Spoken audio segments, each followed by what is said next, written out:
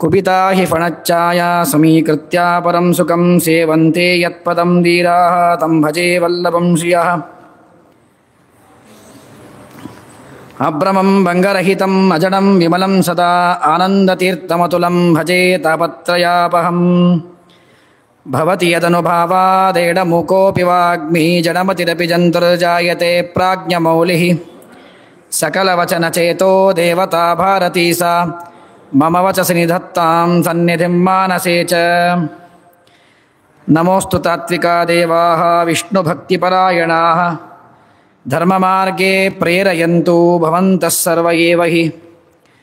ವಕ್ರತುಂಡಮಹಾಕಾಯ ಸೂರ್ಯಕೋಟಿಸಮಪ್ರಭ ನಿರ್ವಿಘ್ನಂ ಕುರು ಮೇ ದೇವ ಸರ್ವಕಾರ್ಯೇಷು ಸರ್ವದಾ. ಆನಂದತೀರ್ಥೋಪದಿಷ್ಟೋ ನಿಧಿರ್ನಾರಾಯಣಃ ಹ್ವಯಃ ಪ್ರದರ್ಶಿತೋ ಯೇನ ಸಮ್ಯಕ್ ಜಯತೀರ್ಥಂ ತಮಾಶ್ರಯೇ. ನೌಮಿ ನ್ಯಾಯಸುಧಾಧಿಕೃಜ್ಜಯಮುನೀನ್ ಶ್ರೀಪಾದರಾಟ್ಸನ್ಮಣೀನ್ ವ್ಯಾಸಾರ್ಯಾನ್ ವಿವಿಧಾಗಮಾಬ್ಧಿವಿಹರಾನ್ ಶ್ರೀವಾದಿರಾಜಾನಪಿ ವಂದೇ ಹಂಸವರಾನ್ ರಘೂತ್ತಮಗುರೋನ್ ವೈದಗ್ಧ್ಯವಾರಾನ್ನಿಧಿಂ ಶ್ರೀಸತ್ಯವ್ರತರಾಘವೇಂದ್ರಮುನಿಪಾನ್ ಸದ್ಬೋಧಸದ್ಯಾನಪಾನ್. ವಿದ್ಯಾಯಾಂ ವಿಬುಧಾಚಾರ್ಯಂ ವೇದಜ್ಞಾನಾಬ್ಧಿಚಂದಿರಂ ದುರ್ಮತದ್ವಾಂತಮರ್ದಂಡಂ ಸತ್ಯಧ್ಯಾನಮುನಿಂ ಭಜೆ. ಸತ್ಯಾಭಿಜ್ಞಕರಾಬ್ಜೋತ್ತಾನ್ ಪಂಚಾಷಡ್ವರ್ಷಪೂಜಕಾನ್ ಸತ್ಯಪ್ರಮೋದತೀರ್ಥಾರ್ಯಾನ್ ನೌಮಿ ನ್ಯಾಯಸುಧಾರತಾನ್. ಶಾಸ್ತ್ರೇಷು ಪಾರದುಷ್ವಾನಂ ಶಾಸ್ತ್ರಜ್ಞೇಷು ಚ ವತ್ಸಲಂ ದೀನಭಕ್ತೋದ್ಧಾರಕರಂ ಸತ್ಯಾತ್ಮಾನಂ ಗುರುಂ ಭಜೆ. ವಿದ್ಯಾಪೀಠವಿದಾತಾರಂ ವಿದ್ಯಾವಾದಿಚಂದಿರಂ ವಿದ್ಯಾರ್ಥಿವತ್ಸಲಂ ವಂದೇ ಮಹಾಮಹಿಮಸದ್ಗುರುಂ. ಆಪಾದಮೌಳಿಪರ್ಯಂತಂ ಗುರುಣಾಂ ಆಕೃತಿಂ ಸ್ಮರೇತ್ ತೇನ ವಿಘ್ನಾಃ ಪ್ರಣಶ್ಯಂತಿ ಸಿದ್ಧ್ಯಂತಿ ಚ ಮನೋರಥಾಃ. ಶ್ರೀಗುರುಭ್ಯೋ ನಮಃ. ಹರಿ ಓಂ.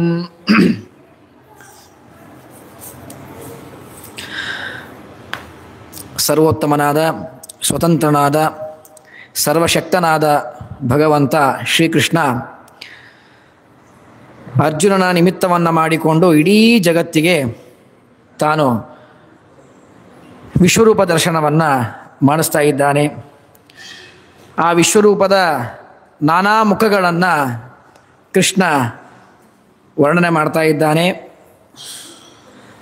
ಅದನ್ನು ಯಥಾಸ್ಥಿತವಾಗಿ ತಿಳಿದುಕೊಳ್ಳುವ ಪ್ರಯತ್ನವನ್ನು ಮಾಡೋಣ.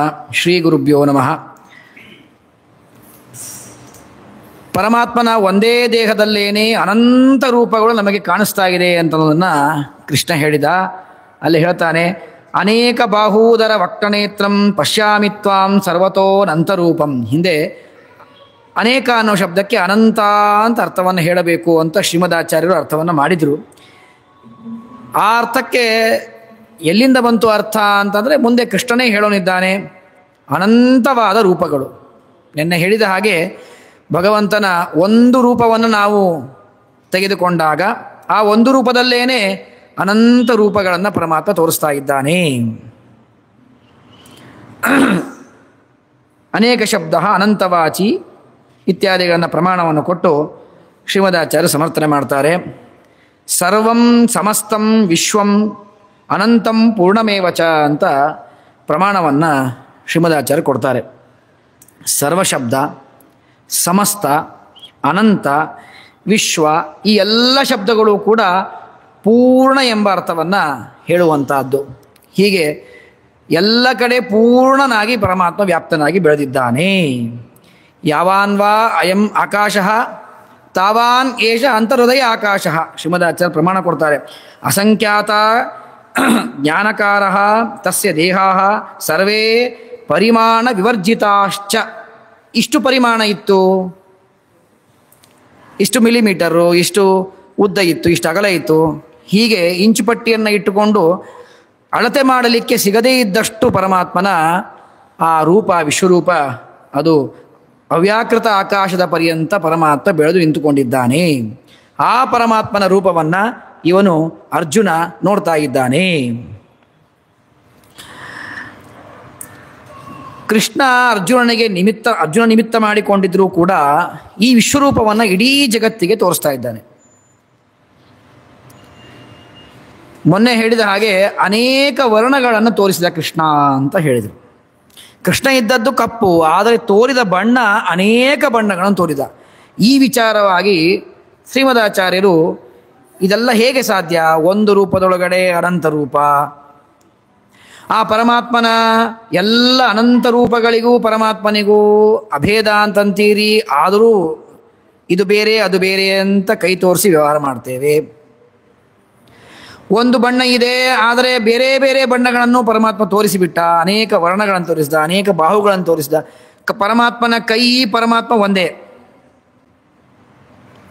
ಆದರೆ ಪರಮಾತ್ಮನ ಕೈ ಅಂತ ನಾವು ಇದೆರಡು ಬೇರೆ ಅಂತ ಸಪ್ರೇಟಾಗಿ ನಾವು ವ್ಯವಹಾರ ಮಾಡ್ತೀವಿ. ಇದು ಪರಮಾತ್ಮನ ಕೈ, ಪರಮಾತ್ಮನ ಕಾಲು, ಪರಮಾತ್ಮನ ಕಾಲು ಅಂತ ಪರಮಾತ್ಮನೇ ಕಾಲು, ಪರಮಾತ್ಮನ ಕಾಲು ಅಂತ ಹೇಳಿ ಬರುವುದಿಲ್ಲ.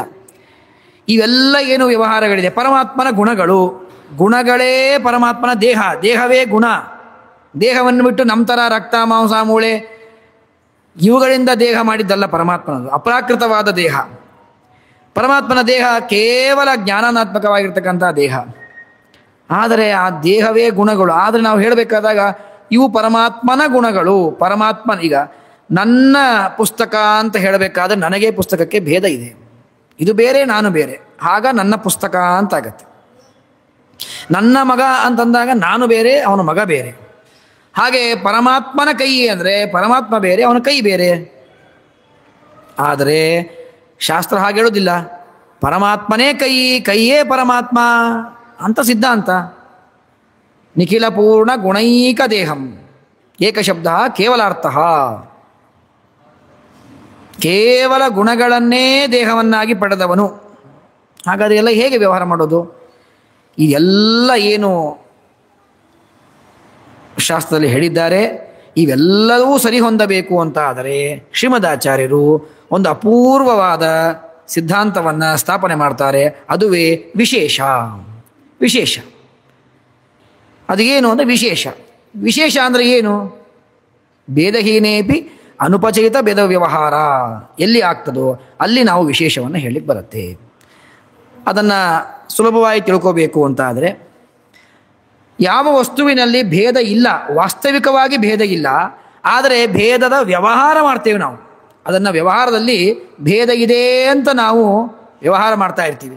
ದೇವರ ಕೈಗೂ ದೇವರಿಗೂ ಭೇದ ಇಲ್ಲ, ದೇವರ ಕಾಲಿಗೂ ದೇವರಿಗೂ ಭೇದ ಇಲ್ಲ, ಆದರೆ ದೇವರ ಕೈ ದೇವರ ಕಾಲು ಅಂತ ಭೇದ ವ್ಯವಹಾರ ಮಾಡ್ತೀವಿ. ಆ ಏನು ಭೇದ ವ್ಯವಹಾರ ಮಾಡ್ತೇವೋ ಅಲ್ಲೆಲ್ಲ ಸ್ಥಳಗಳಲ್ಲಿಯೂ ಕೂಡ ಎಲ್ಲಿ ಭೇದ ಇಲ್ಲದೇ ಇದ್ದರೂ ಭೇದ ವ್ಯವಹಾರ ಮಾಡ್ತೇವೆ, ಅಲ್ಲಿ ನಮಗೆ ವಿಶೇಷ ಬೇಕೇ ಬೇಕು. ಈ ವಿಶೇಷದ ಬಗ್ಗೆ ಗೀತಾ ತಾತ್ಪರ್ಯದಲ್ಲಿ ಶ್ರೀಮದಾಚಾರ್ಯರು ವಿಪುಲವಾಗಿ ವಿಸ್ತಾರವಾಗಿ ವರ್ಣನೆ ಮಾಡಿದ್ದಾರೆ, ತುಂಬ ವಿಸ್ತಾರವಾಗಿ ವರ್ಣನೆ ಮಾಡಿದ್ದಾರೆ. ಇಲ್ಲಿಯ ಪ್ರಮಾಣ ಶ್ಲೋಕಗಳನ್ನು ತೆಗೆದುಕೊಂಡು ಇದೇ ಶ್ರೀಮದಾಚಾರ್ಯರು ಅನುವ್ಯಾಖ್ಯಾನದ ವೈಶೇಷಿಕಾಧಿಕರಣದಲ್ಲಿ, ಜನ್ಮಾಧಿಕರಣದಲ್ಲಿ, ಅತೃತ್ವಾಧಿಕರಣದಲ್ಲಿ, ಇನ್ನು ನಾಕಾರು ಅಧಿಕರಣಗಳಲ್ಲಿ ಇಲ್ಲಿಯ ಪ್ರಮಾಣಗಳನ್ನು ಇಲ್ಲಿ ಹೆಚ್ಚು ಪ್ರಮಾಣ ಕೊಟ್ಟದ್ದು. ಇಲ್ಲಿಯ ವಿಷಯಗಳನ್ನು ತೆಗೆದುಕೊಂಡು ಅಲ್ಲಿ ಶ್ರೀಮದಾಚಾರ್ಯರು ಸಿದ್ಧಾಂತವನ್ನು ಸಮರ್ಥನೆ ಮಾಡ್ತಾರೆ, ಪ್ರತಿವಾದಿಗಳ ಖಂಡನೆಯನ್ನು ಮಾಡ್ತಾರೆ. ಹೀಗೆ ನಮ್ಮ ಸಿದ್ಧಾಂತದಲ್ಲಿ ಇದಕ್ಕೆಲ್ಲ ವ್ಯವಸ್ಥೆಯನ್ನು ಮಾಡೋದಕ್ಕೋಸ್ಕರವಾಗಿ, ಹೊಂದಿಸಲಿಕ್ಕೋಸ್ಕರವಾಗಿ ಶ್ರೀಮದಾಚಾರ್ಯರು ವಿಶೇಷ ಎಂಬ ವಸ್ತುವನ್ನು ನಮ್ಮಲ್ಲಿ ಒಂದು ಅಪೂರ್ವವಾಗಿರ್ತಕ್ಕಂಥ ಸಿದ್ಧಾಂತವನ್ನು ನಮಗೆ ಕೊಟ್ಟಿದ್ದಾರೆ. ಇದು ಶ್ರೀಮದಾಚಾರ್ಯರು ಕೊಟ್ಟಿರ್ತಕ್ಕಂಥ ಸಿದ್ಧಾಂತ. ಇದರ ಬಗ್ಗೆ ಹೆಚ್ಚಿನ ವಿಚಾರವನ್ನು ತಿಳ್ಕೊಳ್ಳಿಕ್ಕೆ ಬೇರೆ ಸಮಯ ಅವಕಾಶ ಇದ್ದಾಗ ಇಲ್ಲೇ ಗುರುಗಳಿದ್ದಾರೆ, ಪಾಠ ಪ್ರವಚನ ಆಗ್ತಿರ್ತದೆ, ಅಲ್ಲಿ ಬಂದು ಅವಶ್ಯವಾಗಿ ತಿಳ್ಕೊಳ್ರಿ. ನಿಮಗೆ ಏನು ಅದರ ಗತಿ ಏನಿದೆ, ವಿಷಯ ಏನಿದೆ ಅನ್ನೋದನ್ನು ನಾನು ನಿಮಗೆ ಹೇಳಿದ್ದೇನೆ. ಅದರ ಹೆಚ್ಚಿನ ಮಾಹಿತಿಯನ್ನು ಅವಶ್ಯವಾಗಿ ಅದು ಹೀಗೆ ಅದನ್ನು ವಿಶೇಷವಾದ ಸಮಯವನ್ನು ತೆಗೆದುಕೊಂಡು ತಿಳ್ಕೋಬೇಕು ಅದನ್ನು. ಅಂತೂ ನಮ್ಮ ಸಿದ್ಧಾಂತದಲ್ಲಿ ಎಲ್ಲಿ ಭೇದ ಇರುವುದಿಲ್ಲ, ಆದರೂ ಭೇದ ವ್ಯವಹಾರ ಮಾಡಬೇಕಾಗಿ ಬರುತ್ತೆ, ಅಂತಹ ಸ್ಥಳಗಳಲ್ಲಿ ನಾವು ವಿಶೇಷ ಎನ್ನುವ ವಸ್ತುವನ್ನು ಒಪ್ಪಿದ್ದೇವೆ. ಹೀಗೆ ಸಾದೃಶ್ಯ ಎನ್ನುವಂತಹ ವಸ್ತು ಅದೊಂದು ಬೇರೆ ಸಿದ್ಧಾಂತ. ಹೀಗೆ ಅನೇಕ ವಸ್ತುಗಳನ್ನು ಶ್ರೀಮದಾಚಾರ್ಯರು ನಮ್ಮ ಸಿದ್ಧಾಂತದಲ್ಲಿ ಕೊಟ್ಟಿದ್ದಾರೆ. ಅದನ್ನು ಇಟ್ಟುಕೊಂಡು ನಾವು ಅಲ್ಲಿ ಬರುವಂತಹ ವ್ಯವಹಾರಗಳನ್ನು ನಿರ್ವಾಹ ಮಾಡಬೇಕು ಅಂತ ತೋರಿಸಿಕೊಡ್ತಾರೆ. ಇದೇನು ಭಗವಂತನ ರೂಪ ತೋರ್ತಾ ಇದೆ, ವಿಶ್ವರೂಪ ತೋರ್ತಾ ಇದೆ ನಮಗೆ. ಎಲ್ಲ ಏನ್ರಿ ವಿಶ್ವರೂಪ ಹೇಳ್ತೀರಾ? ಇದು ಸಾಧ್ಯನಾ ಹೀಗೆಲ್ಲ ತೋರಿಸ್ಲಿಕ್ಕೆ? ಯಾರಾದರೂ ಸಾಧ್ಯವಾ? ಸಾಧ್ಯ ಇಲ್ಲ. ಹೇಗೆ ಇದೆ? ಶಾಸ್ತ್ರ ಹೇಳ್ತಾ ಇದೆ ಸರಿ, ಕೃಷ್ಣ ಹೇಳಿದ್ದಾನೆ ಸರಿ, ನಾವು ದೇವರನ್ನ ನಂಬಲ್ಲ ಅಂತ ಇಲ್ಲ, ದೇವ್ರನ್ನ ನಂಬ್ತೀವಿ. ಆದರೆ ಇದು ಸಾಧ್ಯನಾ? ನಮ್ಮ ಮಗ ಶಾಣೆ ಇದ್ದಾನೆ, ಕರೆಕ್ಟ್, ಶಾಣೆ ಇದ್ದಾನೆ, 98 ತಗೋತಾನೆ, 99 ತಗೋತಾನೆ, ಗೊತ್ತು, ಬುದ್ಧಿವಂತ, ಓದ್ತಾನೆ, ಗೊತ್ತು. ಸಣ್ಣ ಹುಡುಗ, ಅವನು 1ನೇ ಕ್ಲಾಸ್, ಅವನು 10ನೇ ಕ್ಲಾಸ್ ಹೆಂಗೆ ಪಾಸ್ ಆಗಿದೆ ನಂಬ್ತೀವ ನಾವು? ನಂಬೋದಿಲ್ಲ. ಶಾಣೆ ಇಲ್ಲ ಅಂತಲ್ಲ, ಓದೋದಿಲ್ಲ ಅಂತ ಇಲ್ಲ, ಕರೆಕ್ಟು. ಆದರೆ ಒಂದು ಲೆವೆಲ್ ಇದೆ, ಆ ಲೆವೆಲ್ ರೀಚ್ ಆಗ್ತಾನೆ, ಅದನ್ನು ಮೀರಿ ಹೇಗೆ ಸಾಧ್ಯ ಇಲ್ಲಲ್ಲ. ಹಾಗೆ ಕೃಷ್ಣ ಇಡೀ ಜಗತ್ತನ್ನು ತೋರಿಸ್ತಾ ಇದ್ದಾನೆ ಒಂದೇ ರೂಪದಲ್ಲಿ. ನಿನ್ನೆ ಹೇಳಿದ ಹಾಗೆ ಈ ವೆಂಕಟೇಶ ದೇವರೇ ವಿಶ್ವರೂಪ, ಅವನೇ ಕೃಷ್ಣ. ಆ ವೆಂಕಟೇಶ ದೇವರ ಒಂದು ಪಾದದ ಬೆರಳಿನ ಉಗುರಿನಲ್ಲಿ ಒಂದು ರೂಪ, ಅದಕ್ಕೆ ಮತ್ತೆ ಕೈ, ಕಾಲು, ಕಣ್ಣು, ಕಿವಿ ಎಲ್ಲ, ಅದಕ್ಕೆಲ್ಲ ಆಭರಣಗಳು, ಅಲ್ಲಿ ಎಲ್ಲ ವ್ಯವಸ್ಥೆಗಳು. ಆ ಪಾದದ ಆ ಒಳಗೆ ಇರುವ ರೂಪದ ಒಂದು ಪಾದ, ಅಲ್ಲಿರುವ ಸಣ್ಣ ಬೆರಳು, ಅದರಲ್ಲಿ ಉಗುರು, ಅದರಲ್ಲಿ ಮತ್ತೊಂದು ರೂಪ. ಹೀಗೆ ವಿಶ್ವರೂಪವನ್ನು ತೋರಿಸ್ತಾ ಇದ್ದಾನೆ ಪರಮಾತ್ಮ. ಪರಮಾತ್ಮ ವಿಶ್ವರೂಪವನ್ನು ತೋರಿಸ್ತಾ ಇರೋದು ಈ ರೀತಿಯಾಗಿ ತೋರಿಸ್ತಾ ಇರೋದು. ಅದಕ್ಕೆ ಹೇಳಿದೆ, ವಿಶ್ವರೂಪಗಳನ್ನು ಪರಮಾತ್ಮ ಅನೇಕ ಬಾರಿ ತೋರಿಸಿದ್ದಾನೆ. ಭೀಷ್ಮಕ ರಾಜನಿಗೆ ತೋರಿಸಿದ್ದಾನೆ, ದುರ್ಯೋಧನಿಗೆ ತೋರಿಸಿದ್ದಾನೆ, ನಾರದರಿಗೆ ತೋರಿಸಿದ್ದಾರೆ. ಎಲ್ಲದಕ್ಕಿಂತಲೂ ಮ್ಯಾಕ್ಸಿಮಮ್ ಆದ ಪ್ರದರ್ಶನ ಇಲ್ಲಿ ಆದಷ್ಟು ಪ್ರದರ್ಶನ ಇನ್ನೆಲ್ಲೂ ಆಗಿಲ್ಲ. ಅಷ್ಟು ವಿಶ್ವರೂಪವನ್ನು ಪರಮಾತ್ಮ ಪ್ರಕಟಗೊಳಿಸ್ತಾ ಇದ್ದಾನೆ. ಅದಕ್ಕೆ ಹೇಳತ್ತೆ, ಹಾಗಲ್ಲ, ಏನು ಹೇಳಬೇಕು, ಇವೆಲ್ಲ ತರ್ಕಕ್ಕೆ ನಿಲುಕದ್ದು. ಈ ಎಲ್ಲ ವಿಚಾರಗಳು ನಾನು ಎಲ್ಲದಕ್ಕೆ ಲಾಜಿಕ್ಕನ್ನು ಹಾಕಿ ಯುಕ್ತಿಯನ್ನು ಅಳವಡಿಸಿ ತಿಳ್ಕೊಳ್ತೇನೆ ಅನ್ಲಿಕ್ಕೆ ಸಾಧ್ಯ ಇಲ್ಲ. ಇದಕ್ಕೆಲ್ಲ ಶ್ರುತಿಯಿಂದ ನಾವು ತಿಳ್ಕೋಬೇಕಾಗಿರ್ತಕ್ಕಂಥ ವಿಷಯಗಳು. ಅದಕ್ಕೆ ಶ್ರೀಮದಾಚಾರ್ಯ ಹೇಳ್ತಾರೆ, ಗುಣಾಶ್ರುತ ಸುವಿರುದ್ಧಾಶ್ಚ ದೇವೇ ಸಂತ್ಯಶ್ರುತ ಅಪಿ ನೈವಾತ್ರ ಶಂಕಾ ಚಿಂತ್ಯ ಅಚಿಂತ್ಯಾಶ್ಚ ತಥೈವ ದೋಷಾಃ ಶ್ರುತಾಶ್ಚ ನಾಗ್ನೈಃ ತಥಾ ಪ್ರತೀತಾಃ ಏವಂ ಪರೇ ಅನ್ಯತ್ರ ಶ್ರುತಾನಾಂ ಗುಣಾನಾಂಚ ಕ್ರಮಾತ್ ವ್ಯವಸ್ಥಾ. ಶ್ರೀಮದಾಚಾರ್ಯರು ಶ್ರುತಿಯನ್ನು ಪ್ರಮಾಣವನ್ನು ಕೊಡ್ತಾರೆ. ನೋಡಿ, ನಿನಗೆ ತೋರಿಲ್ಲ ಆದ್ದರಿಂದ ಆಶ್ಚರ್ಯವಾಯಿತು, ಈ ರೂಪ ಹೇಗೆ ಸಾಧ್ಯ? ನಿನಗೆ ತೋರಿದ್ದಲ್ಲ. ಗುಣ ಶ್ರುತ ಸುವಿರುದ್ಧಾಶ್ಚ ದೇವೇ, ಶ್ರುತಾಃ ಗುಣ ದೇವೇ ಸಂತಿ. ಶ್ರುತಿಯಲ್ಲಿ ಹೇಳಿದ ಎಲ್ಲ ಗುಣಗಳು ಭಗವಂತನಲ್ಲಿ ಇದೆ. ಶ್ರುತಿಗಳು, ವೇದಗಳು, ಉಪನಿಷತ್ತುಗಳು ಇಲ್ಲಿ ಹೇಳಿದ ಎಲ್ಲ ಗುಣಗಳು ಭಗವಂತನಲ್ಲಿ ಇದೆ. ಭಗವಂತ ಅನಂತ ಗುಣ ಪರಿಪೂರ್ಣ, ಎಲ್ಲ ಗುಣಗಳು ಭಗವಂತನಲ್ಲಿ ಇದೆ. ಶ್ರುತಾಃ ಗುಣಾಃ ಸಂತಿ. ಅಶ್ರುತಾಃ, ವೇದಗಳಲ್ಲಿ ಹೇಳದೇ ಇದ್ದ ಗುಣಗಳು ಭಗವಂತನಲ್ಲಿ ಇದೆ. ಹೇಳದೇ ಇದ್ದ ಗುಣಗಳು ಭಗವಂತನಲ್ಲಿ ಇದೆ. ಅಂದರೆ ವೇದಗಳು ಎಲ್ಲ ಭಗವಂತನ ಗುಣಗಳನ್ನು ಹೇಳಿ ಮುಗಿಸಿಬಿಡ್ತು, ಅಲ್ಲಿ ಹೇಳಿದ್ದಷ್ಟೇ ಗುಣಗಳು ಅಂತ ಇಲ್ಲ. ನಮ್ಮ ಪೂಜ್ಯ ಗುರುಗಳು ಮಾಹುಲಿ ಆಚಾರ್ಯರ ಭಾಷೆಯಲ್ಲಿ ಹೇಳಬೇಕು ಅಂದರೆ, ರನ್ನಿಂಗ್ ರೇಸಲ್ಲಿ ನಿಂತಾಗ ಭಗವಂತ ಮೊಲದ ಸ್ಥಾನದಲ್ಲಿ ಇದ್ದಾನೆ, ಆಮೆ ಸ್ಥಾನದಲ್ಲಿ ವೇದಗಳಿದೆ. ಇಬ್ಬರಿಗೂ ಏಕಕಾಲಕ್ಕೆ ಓಡಲಿಕ್ಕೆ ಬಿಟ್ಟರೆ ಭಗವಂತ ಮುಂದೆ ಹೋಗಿಬಿಡ್ತಾನೆ. ಈ ವೇದಗಳು, ಅವನ ಗುಣಗಳನ್ನು ಹೇಳುವಂತಹ ವೇದಗಳು ಹಿಂದೆ ಉಳಿಬಿಡ್ತದೆ. ಅಂದರೆ ವೇದಗಳಲ್ಲಿ ಹೇಳದೇ ಇರುವಂತಹ ಅನಂತಾನಂತ ಗುಣಗಳು ಭಗವಂತನಲ್ಲಿ ಇದೆ. ಇದು ಅಶ್ರುತವಾದ ಗುಣಗಳು. ಮತ್ತು ಚಿಂತ್ಯ, ಲಕ್ಷ್ಮೀದೇವಿಯ ಚಿಂತನೆಗೆ, ಅವಳಿಗೆ ಗೋಚರಿಸುವಂತಹ ಗುಣಗಳು, ಅನಂತ ಗುಣಗಳು ಭಗವಂತನಲ್ಲಿ ಇದೆ. ಆದರೆ ಲಕ್ಷ್ಮೀದೇವಿಯಿಂದ ಅಚಿಂತ್ಯವಾದ ಗುಣಗಳು, ಕೇವಲ ತನಗೆ ಮಾತ್ರ ಗೋಚರಿಸುವಂತಹ ಗುಣಗಳನ್ನು ಪರಮಾತ್ಮ ಉಳ್ಳವನಾಗಿದ್ದಾನೆ. ಏನು ಹೇಳಬೇಕು? ಲಕ್ಷ್ಮೀದೇವಿಗೆ ಗೋಚರಿಸದೇ ಇರುವಂತಹ, ವೇದೋಪನಿಷತ್ತುಗಳಿಗೆ ನಿಲುಕದೇ ಇರುವಂತಹ ಗುಣಗಳನ್ನು ಭಗವಂತ ಪಡೆದಿದ್ದಾನೆ, ಉಳ್ಳವನಾಗಿದ್ದಾನೆ ಅಂತಂದ ಮೇಲೆ ಇನ್ನು ಅರ್ಜುನನಿಗೆ ಎಲ್ಲಿ, ನಮ್ಮ ಪಾಡು ಎಲ್ಲಿ? ಆಮೇಲೆ ನಾವು ಈ ಪ್ರಶ್ನೆ ಮಾಡಿದ್ದು ಸರಿಯೇ? ಹೆಂಗೆ ಕಾಣಿಸ್ಲಿಕ್ಕೆ ಹೇಗೆ ಸಾಧ್ಯ? ನಿನಗೆ ಕಾಣಿಸ್ಲಿಕ್ಕಲ್ಲ, ಲಕ್ಷ್ಮೀದೇವಿ ಕಾಣಿಸದೇ ಇರುವಂತಹ ಗುಣ ಉಳ್ಳವಳಾಗಿದ್ದಾನೆ ಪರಮಾತ್ಮ. ಲಕ್ಷ್ಮೀದೇವಿನೇ ಯೋಚನೆ ಮಾಡಿದರೆ ತೋರದೇ ಇರುವಂತಹ ಗುಣಗಳು ಬೇಕಾದಷ್ಟಿದೆ ಭಗವಂತನಲ್ಲಿ. ಹಾಗೆ ದೋಷಗಳು ಕಾಣಿಸ್ಬಿಟ್ರೆ ಭಗವಂತನಲ್ಲಿ, ಗುಣಗಳು ಕಾಣಿಸ್ತಲ್ಲ, ಹಾಗೆ ದೋಷಗಳು ಕಾಣಿಸಿದ್ರೆ ಏನು ಮಾಡಬೇಕು? ದೋಷ ಕಾಣಿಸತ್ತೆ, ಹೌದು. ಶ್ರುತಿ ಹೇಳುತ್ತೆ, ಭಗವಂತನ ದೋಷಗಳು ಕಾಣಿಸತ್ತೆ. ಯಾರಿಗೆ ಕಾಣಿಸುತ್ತೆ? ಯಾರು ದುಷ್ಟರಿದ್ದಾರಲ್ಲ ಅವ್ರಿಗೆ ಕಾಣಿಸುತ್ತೆ. ಅದನ್ನು ನಾವು ಸಜ್ಜನರಿದ್ದೇವಲ್ಲ, ನಮಗೂ ಓದಿದಾಗ ದೋಷಗಳು ಕಾಣಿಸುತ್ತಲ್ಲ. ಜ್ಞಾನ ಇಲ್ಲ, ಕೇವಲ ಬರೇ ವೇದಗಳ ಮೇಲ್ಮೋಟವನ್ನು ನೋಡಿಬಿಟ್ರೆ ದೋಷ ಕಾಣಿಸುತ್ತೆ. ಯಾಕೆ ಕಾಣಿಸೋದಿಲ್ಲ? ಆ ವೇದಗಳಿಗೆ ಮೀಮಾಂಸಾ ಶಾಸ್ತ್ರವನ್ನು ಅಳವಡಿಸಿ ಆ ವೇದಗಳ ಅರ್ಥವನ್ನು ಮಾಡಿಕೊಂಡಾಗ ಸರಿಯಾದ ತತ್ವಜ್ಞಾನವಾಗತ್ತೆ. ಅದಕ್ಕೆ ಶ್ರವಣಾದಿಗಳು ಬೇಕು. ಮೊದಲನೇ ಶ್ಲೋಕದಲ್ಲೇನೆ ಶ್ರೀಮದಾಚಾರ್ಯರು ಭಾಷ್ಯವನ್ನು ಬರಿಬೇಕಾದಾಗ ಈ 10ನೇ 11ನೇ ಅಧ್ಯಾಯದ ಪ್ರಥಮ ಶ್ಲೋಕಕ್ಕೆ ಭಾಷ್ಯ ಬರಿಬೇಕಾದಾಗ ಹೇಳಿದ್ದಾರೆ ಶ್ರೀಮದಾಚಾರ್ಯರು, ಯಾವ ರೀತಿಯಾಗಿ ಶ್ರವಣ ಮಾಡಿದರೆ ಧ್ಯಾನಕ್ಕೆ ಅರ್ಹನಾಗ್ತಾನೆ, ಆ ಧ್ಯಾನದಿಂದ ಯಾವ ಅಪರೋಕ್ಷ ಜ್ಞಾನವಾಗತ್ತೆ ಅದನ್ನು ಹೇಳು ಕೃಷ್ಣ ಅಂತ ಪ್ರಶ್ನೆ ಮಾಡಿದ್ದದ. ಅಂದಮೇಲೆ ಈ ಅಪರೋಕ್ಷ ಜ್ಞಾನವಾಗಲಿಕ್ಕೆ ನಾವು ಏನು ವೇದಾದಿಗಳ ಅಧ್ಯಯನ ಮಾಡಬೇಕು, ಅದಕ್ಕೆ ಬೇಕಾದ ಮೀಮಾಂಸೆಯ, ಅದಕ್ಕೆ ಬೇಕಾದ ಶ್ರವಣಾದಿಗಳು ಅಂತೂ ಬಂದು ನಿಲ್ಲೋದು ಶ್ರವಣಾದಿಗಳಿಗೆ ಬಂದು ನಿಲ್ಲೋದು. ಹೀಗಾಗಿಯೇನೇ ಅಖಂಡವಾಗಿ ಶ್ರವಣಾದಿಗಳನ್ನು ಮಾಡಬೇಕು. ಕ್ಷಣಂ ತಿಷ್ಠೇದ್ ಅಪಿ ಕ್ವಚಿತ್, ಯಾವಾಗಲೂ ಶ್ರವಣವನ್ನು ಮಾಡ್ತಾ ಇರಬೇಕು. ಆ ಶ್ರವಣ ಮಾಡಿ ಮಾಡಿ ಮಾಡಿ ನಮಗೆ ಶ್ರವಣ ಮಾಡಿ ಮಾಡಿ ಮಾಡಿ ನಮಗೇನಾಗತ್ತೆ, ಒಮ್ಮೆ ಆದರೂ ನೋಡಬೇಕು ನೋಡಬೇಕು ನೋಡಬೇಕು ನೋಡಬೇಕು ಅಂತ ಅನಿಸತ್ತೆ. ಭಗವಂತ ಕೃಷ್ಣ ತಾನು ವಿಶ್ವರೂಪದ ವರ್ಣನೆ ಮಾಡಿದ್ದಾನೆ. ಅರ್ಜುನ ನೋಡಿಬಿಟ್ಟ, ಆಗ ಇದ್ದ ಎಲ್ಲ ಜನ ನೋಡಿಬಿಟ್ರು. ನಂಗೆ ನೋಡ್ಲಿಕ್ಕೆ ಆಗಿಲ್ವಲ್ಲ, ನಾನು ನೋಡಬೇಕು ನೋಡಬೇಕು ಅಂದರೆ ನೀನು ಶ್ರವಣ ಮಾಡು, ನಿಧಿಧ್ಯಾಸನ ಮಾಡು, ಆಗ ನಿನಗೆ ದರ್ಶನ ಕೊಡ್ತಾನೆ ಪರಮಾತ್ಮ. ಈ ತವಕ ನಮ್ಮಲ್ಲಿ ಇರಬೇಕು ಅಂತ ಅರ್ಜುನ ನನಗೆ ತೋರಿಸ್ಕೊಡ್ತಾ ಇದ್ದಾನೆ.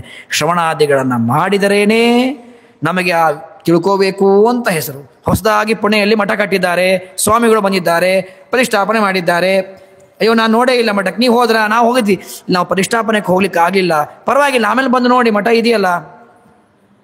ಕೇಳಿರ್ತೀವಿ, ಯಾರೋ ಫ್ರೆಂಡ್ ಸರ್ಕಲಲ್ಲಿ ಯಾರೋ ಹೇಳಿರ್ತಾರೆ ತುಂಬ ಚೆನ್ನಾಗಾಗಿದೆ ಹೊಸ ಮಠ, ತುಂಬ ಚೆನ್ನಾಗಾಗಿದೆ. ಕೇಳಿ ಕೇಳಿ ನೋಡಬೇಕು ಅಂತ ಇಚ್ಛೆ ಬರುತ್ತೆ, ಬಂದು ನೋಡ್ತೇವೆ. ಹಾಗೆ ಭಗವಂತ ಹೇಗೆ ಇದ್ದಾನೆ, ಹೀಗೆ ಇದ್ದಾನೆ, ಹೀಗೆ ಇದ್ದಾನೆ ಅಂತ ಶ್ರವಣ ಮಾಡಿ ಮಾಡಿ ಮಾಡಿ ಮಾಡಿ ನಮ್ಮ ಮನಸ್ಸಲ್ಲಿ ಏನಾಗತ್ತೆ, ಆ ಭಗವಂತನನ್ನು ಒಮ್ಮೆ ಆದರೂ ನೋಡಬೇಕಪ್ಪ ಅಂತ ನಮಗೆ ಇಚ್ಛೆ ಬರುತ್ತೆ.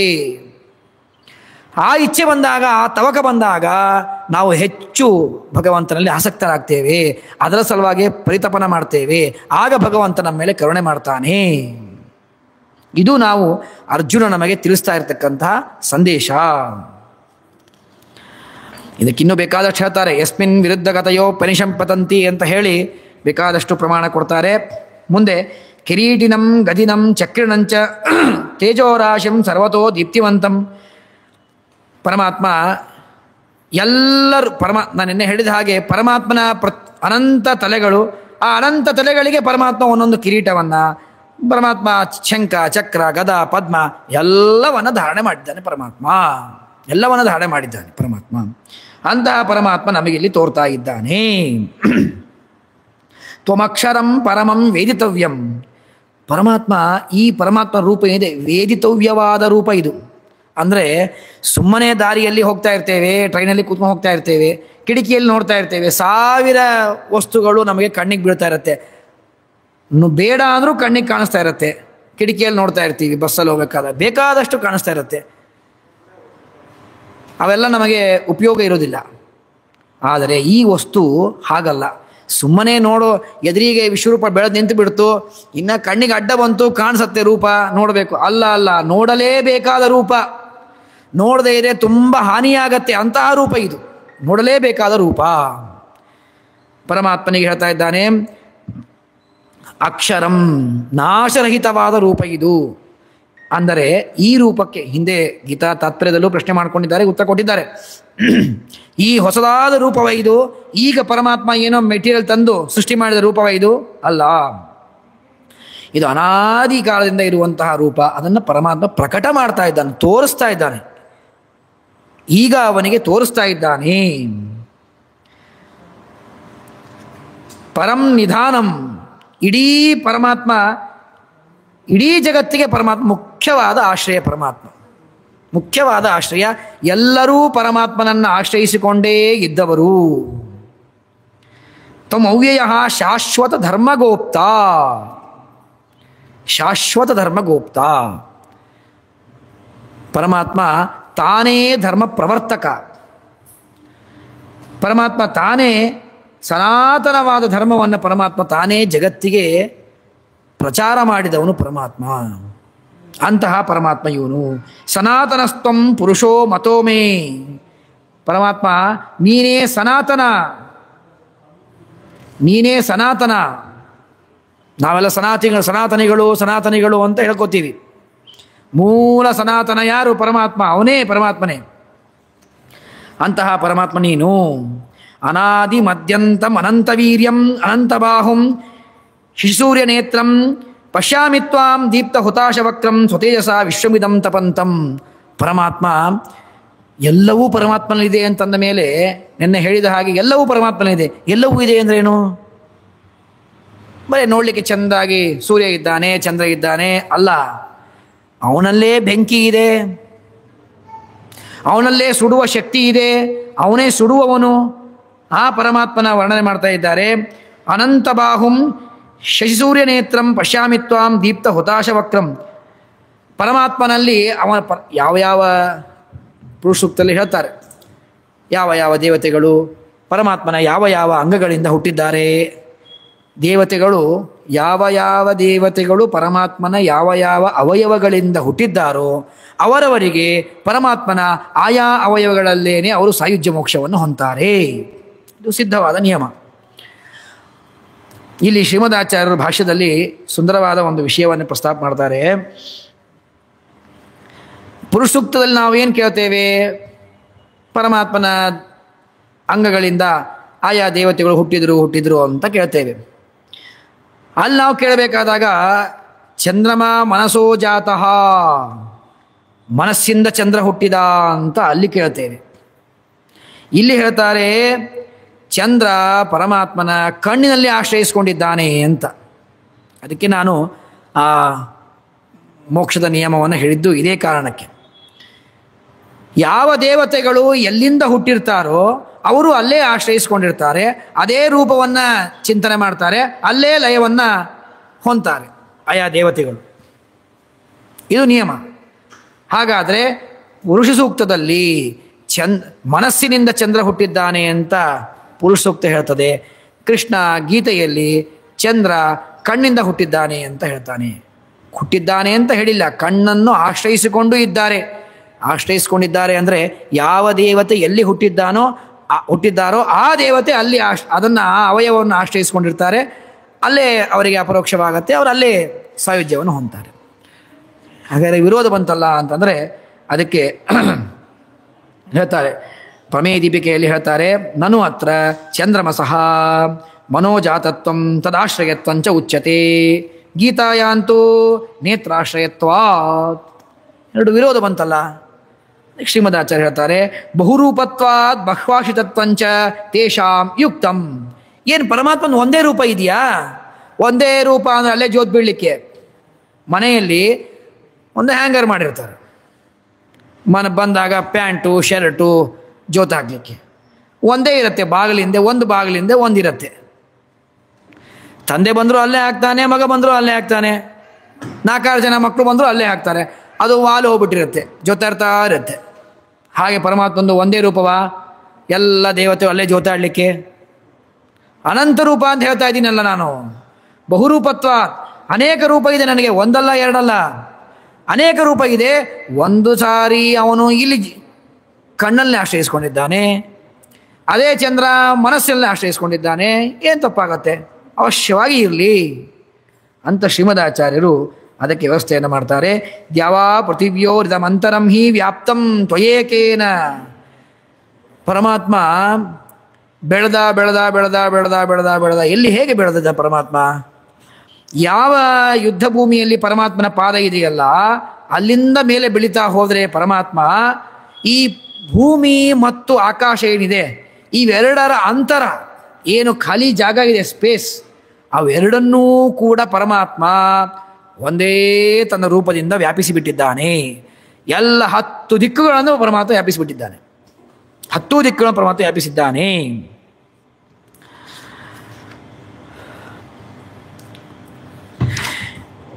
ಗೀತಾ ತಾತ್ಪರ್ಯದಲ್ಲಿ ಶ್ರೀಮದಾಚಾರ್ಯರು ಇದಕ್ಕೆ ವಿಶೇಷವಾಗಿ ಪ್ರಮಾಣವನ್ನು ಕೊಡ್ತಾರೆ. ದೃಷ್ಟ್ವಾದ್ಭುತಂ ರೂಪಮುಗ್ರಂ ತವೇದಂ ಲೋಕತ್ರಯಂ ಪ್ರವ್ಯತಿತನ್ ಮಹಾತ್ಮನ್. ಇಲ್ಲಿ ಪ್ರಮಾಣವನ್ನು ಕೊಡಬೇಕಾದಾಗ ಶ್ರೀಮದಾಚಾರ್ಯ ಹೇಳ್ತಾರೆ, ತ್ರಿಲೋಕೇಶು ಸ್ಥಿತೈರ್ಭಕ್ತೈ ಅರ್ಜುನಾಯ ಪ್ರದರ್ಶಿತಂ. ಪ್ರದರ್ಶನ ಮಾಡಿದ್ದು ಮಾತ್ರ ಅರ್ಜುನಿಗೆ ಪ್ರದರ್ಶನ ಮಾಡಿದ್ದು, ನಿಮಿತ್ತ ಮಾತ್ರ ಅರ್ಜುನ. ಅರ್ಜುನ ನಿನಗೆ ತೋರಿಸ್ತೇನೆ ವಿಶ್ವರೂಪವನ್ನು ಅಂತ ಪರಮಾತ್ಮ ಹೇಳಿ ತೋರಿಸ್ಲಿಕ್ಕೆ ಪ್ರಾರಂಭ ಮಾಡಿದ. ಆದರೆ ನೋಡಿದ್ದು ಯಾರು? ತ್ರಿಲೋಕಸ್ಥಿತರಾಗಿರ್ತಕ್ಕಂತಹ ಜನರು. ತ್ರಿಲೋಕಸ್ಥಿತ ಅಂತಂದರೆ ಕೇವಲ 3 ಲೋಕ ಅಂತಲ್ಲ, ಅಥವಾ 14 ಲೋಕಾತ್ಮಕವಾದ ಬ್ರಹ್ಮಾಂಡ ಅಂತ ಅಲ್ಲ. ಮತ್ತೆ ಎಲ್ಲಿ? ಅವ್ಯಾಕೃತವಾದ ಆಕಾಶದವರೆಗೆ ಪರಮಾತ್ಮ ಬೆಳೆದಿದ್ದಾನೆ. ಸೊ ಪರಮಾತ್ಮ ಅಲ್ಲಿ ತನಕ ಬೆಳೆದಿದ್ದಾನೆ ಅಂತಂದರೆ ಲಕ್ಷ್ಮೀದೇವಿ ನೋಡಿದ್ಲು, ಮಹತ್ತತ್ವಕ್ಕಿಂತ ಮೀರಿದ್ದು. ಬ್ರಹ್ಮದೇವರು ನೋಡಿದ್ರು, ರುದ್ರದೇವರು ನೋಡಿದ್ರು, ಇಂದ್ರ ನೋಡ್ತಾ ಇದ್ದಾನೆ. ಅಹಂಕಾರ ತತ್ವದವರೆಗೆ ಯೋಗ್ಯತೆ ಇದೆ ಇಂದ್ರನಿಗೆ, ಅವನು ಅಲ್ಲಿಯವರೆಗೆ ಅವನು ನೋಡ್ತಾ ಇದ್ದಾನೆ. ಹೀಗೆ ದೃಷ್ಟಂ ವಿಷ್ಣೋ ವಿಶ್ವರೂಪಂ ಸ್ವಯೋಗ್ಯತ್ವಾನುರೂಪತಃ, ತಮ್ಮ ತಮ್ಮ ಯೋಗ್ಯತೆಗೆ ತಕ್ಕ ಹಾಗೆ ನೋಡಿದ್ರು. ಏನು ಯೋಗ್ಯತೆಗೆ? ಇಲ್ಲಿ ಯೋಗ್ಯತೆಗೆ ತಕ್ಕ ಹಾಗೆ ಅಂತನ್ಲಿಕ್ಕೆ ಯೋಗ್ಯತಾ ಅಂತನ್ನೋದು ಎಲ್ಲದರಲ್ಲೂ ಅದನ್ನು ನಾವು ಅಪ್ಲೈ ಮಾಡ್ಕೋಬೇಕು. ಪರಮಾತ್ಮ ದೊಡ್ಡ ರೂಪ ಇದೆ. ದೊಡ್ಡ ರೂಪ, ಅತಿ ಮ್ಯಾಕ್ಸಿಮಮ್ ಆದ ರೂಪ ಲಕ್ಷ್ಮೀದೇವಿ ನೋಡಿದ್ಲು. ತರುವಾಯ ಬ್ರಹ್ಮದೇವರು ನೋಡಿದ್ರು, ತರುವಾಯ ರುದ್ರದೇವರು ನೋಡಿದ್ರು, ತರುವಾಯ ಈಗ ಇಂದ್ರ ನೋಡ್ತಾ ಇದ್ದಾನೆ. ಸೊ ಆ ದೊಡ್ಡ ರೂಪ ಏನಿದೆಯಲ್ಲ, ಆ ಕ್ವಾಂಟಿಟಿ ಒಳಗಡೆ ವ್ಯತ್ಯಾಸ ಆಯಿತು ಅವರವರ ಯೋಗ್ಯತೆ ಒಳಗಡೆ. ಅಷ್ಟೇ ಅಲ್ಲ, ಕ್ವಾಲಿಟಿ ಒಳಗೂ ಯೋಗ್ಯತೆ ಆಗಿದೆ. ಅಂದರೆ ಲಕ್ಷ್ಮೀದೇವಿಗೆ ತೋರಿದಷ್ಟು ಸ್ಪಷ್ಟವಾಗಿ ತೋರಲಿಲ್ಲ ಬ್ರಹ್ಮದೇವರಿಗೆ, ಅವರಿಗೆ ಸ್ಪಷ್ಟವಾಗಿ ತೋರಿಲ್ಲ ರುದ್ರನಿಗೆ, ಅವರಿಗೆ ಸ್ಪಷ್ಟವಾಗಿ ತೋರಲಿಲ್ಲ ಇಂದ್ರನಿಗೆ, ಅಂದರೆ ಅರ್ಜುನನಿಗೆ. ಇದು ಒಂದು ತರಹದಲ್ಲಿ ಕ್ವಾಲಿಟಿ. ಆದರೆ ಇನ್ನೊಂದು ತರಹ ಕ್ವಾಲಿಟಿ ಅಂದ್ರೇನು? ಉದಾಹರಣೆಗೆ ಭಗವಂತ 100 ಬಣ್ಣಗಳನ್ನು ತೋರಿಸಿದ ಅಂದರೆ 100 ಬಣ್ಣ ತೋರಲಿಲ್ಲ ಅರ್ಜುನನಿಗೆ, ಅವನ ಯೋಗ್ಯತೆ ಪ್ರಕಾರ ಕಮ್ಮಿ ತೋರಿತು.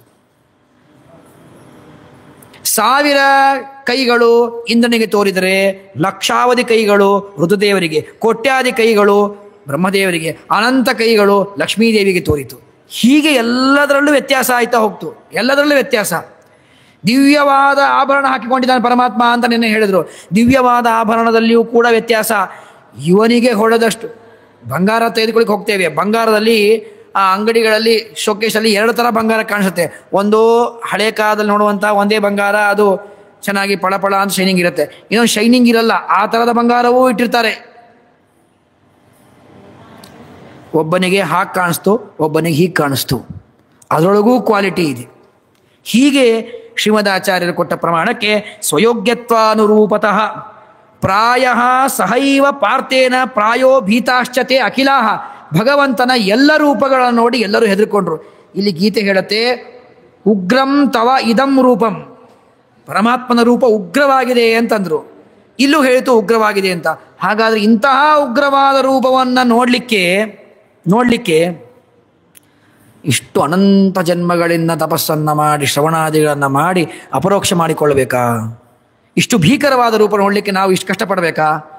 ಅದಕ್ಕೆ ಹೇಳುತ್ತೆ, ದರ್ಶನಾಭ್ಯಾಸತೋ ದೃಷ್ಟಿ ಆನಂದೋದ್ರೇಕತಾ ಭವೇತ್. ನೋಡಿದ ಕೂಡಲೇ ನೋಡಿದ ಕೂಡಲೇ ಹೆದರಿಕೆ ಆಯಿತು. ಆದರೆ ಅದನ್ನು ನೋಡಿ ನೋಡಿ ನೋಡಿ ಅಭ್ಯಾಸ ಆದ ಮೇಲೆ ಆನಂದೋದ್ರೇಕವಾಯಿತೇ ಹೊರತು ಸರ್ವಥಾ ದುಃಖವಾಗಲಿಲ್ಲ, ಸರ್ವಥಾ ಹೆದರಿಕೆ ಆಗಲಿಲ್ಲ. ತಸ್ಮಿನ್ ಕಾಲೇತು ಭೂಮೇಶ್ಚ ಭಾರಹಾರಾರ್ಥ ಮುದ್ಯಮಾತ್ ಉಗ್ರತ್ವಮಿವ. ಈಗ ಪರಮಾತ್ಮ ಉಗ್ರ ರೂಪದಂತೆ, ಪರಮಾತ್ಮ ಉಗ್ರನಲ್ಲ, ಉಗ್ರಂತೆ ತೋರಿದ. ಯಾಕೆ? ಭೂಭಾರ ಹರಣ ಮಾಡುವ ಪ್ರಸಂಗ ಇದೆ. ಇಲ್ಲಿ ನಕ್ಕೋತಾ ಚೇಷ್ಟೆ ಮಾಡಿ ಕೂರ್ಬೇಕಾಗಿ ಯುದ್ಧ ಮಾಡಬೇಕಾದಾಗ ಮೋಹಿನಿ ರೂಪ ತೋರಿಸಿ ಏನು ಲಾಭ ಇದೆ? ಏನು ಲಾಭ ಇಲ್ಲ ಅಲ್ವಾ? ಹಾಗಾದ್ರೆ ಅಲ್ಲಿ ಏನು ಮಾಡಬೇಕು? ನಾನು ಮೊದಲನೇ ದಿವಸ ಹೇಳಿದೆ, ನಾರದರಿಗೆ ತೋರಿದ ವಿಶ್ವರೂಪ ಹೇಗಿತ್ತು ಅಂದರೆ, ನಾರದರ ಸಲುವಾಗಿ ತೋರಿಸಿದ್ದು ಅದು ಕಮಂಡಲು, ದಂಡ, ಜಪಮಾಲಿ ಇಂತಹದರ ವಿಶ್ವರೂಪ. ಅದು ಇಲ್ಲೇನು ಪ್ರಸಕ್ತಿ ಇಲ್ಲ. ಇಲ್ಲಿ ಬೇಕಾದದ್ದು ಯುದ್ಧವಾಗ್ತಾ ಇದೆ. ಆ ಯುದ್ಧಕ್ಕೆ ಬೇಕಾಗಿರುವಂತಹ ರೂಪ ಭೀಕರವಾದ ರೂಪದಂತೆ ಪರಮಾತ್ಮ ತೋರಿಸಿದ. ಉಗ್ರತ್ವಮಿವ ಸರ್ವತ್ರ ನ ಭೀತಿರ್ ಬ್ರಹ್ಮದರ್ಶಿನ.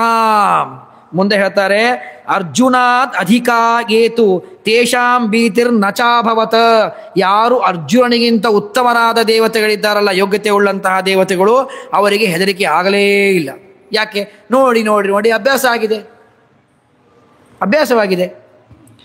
ಯಾಕೆ ನಾನು ಮೊನ್ನೆ ಹೇಳಿದ್ನಲ್ಲ, ಮನೆಯಲ್ಲಿ ಗಂಡ ಸ್ವಲ್ಪ ಸಿಡಿಮಿಡಿ ಮಾಡ್ದ ಅಂದರೆ ಶುರು ಆಯ್ತು ವಿಶ್ವರೂಪ ಅಂತಂತೀವಿ.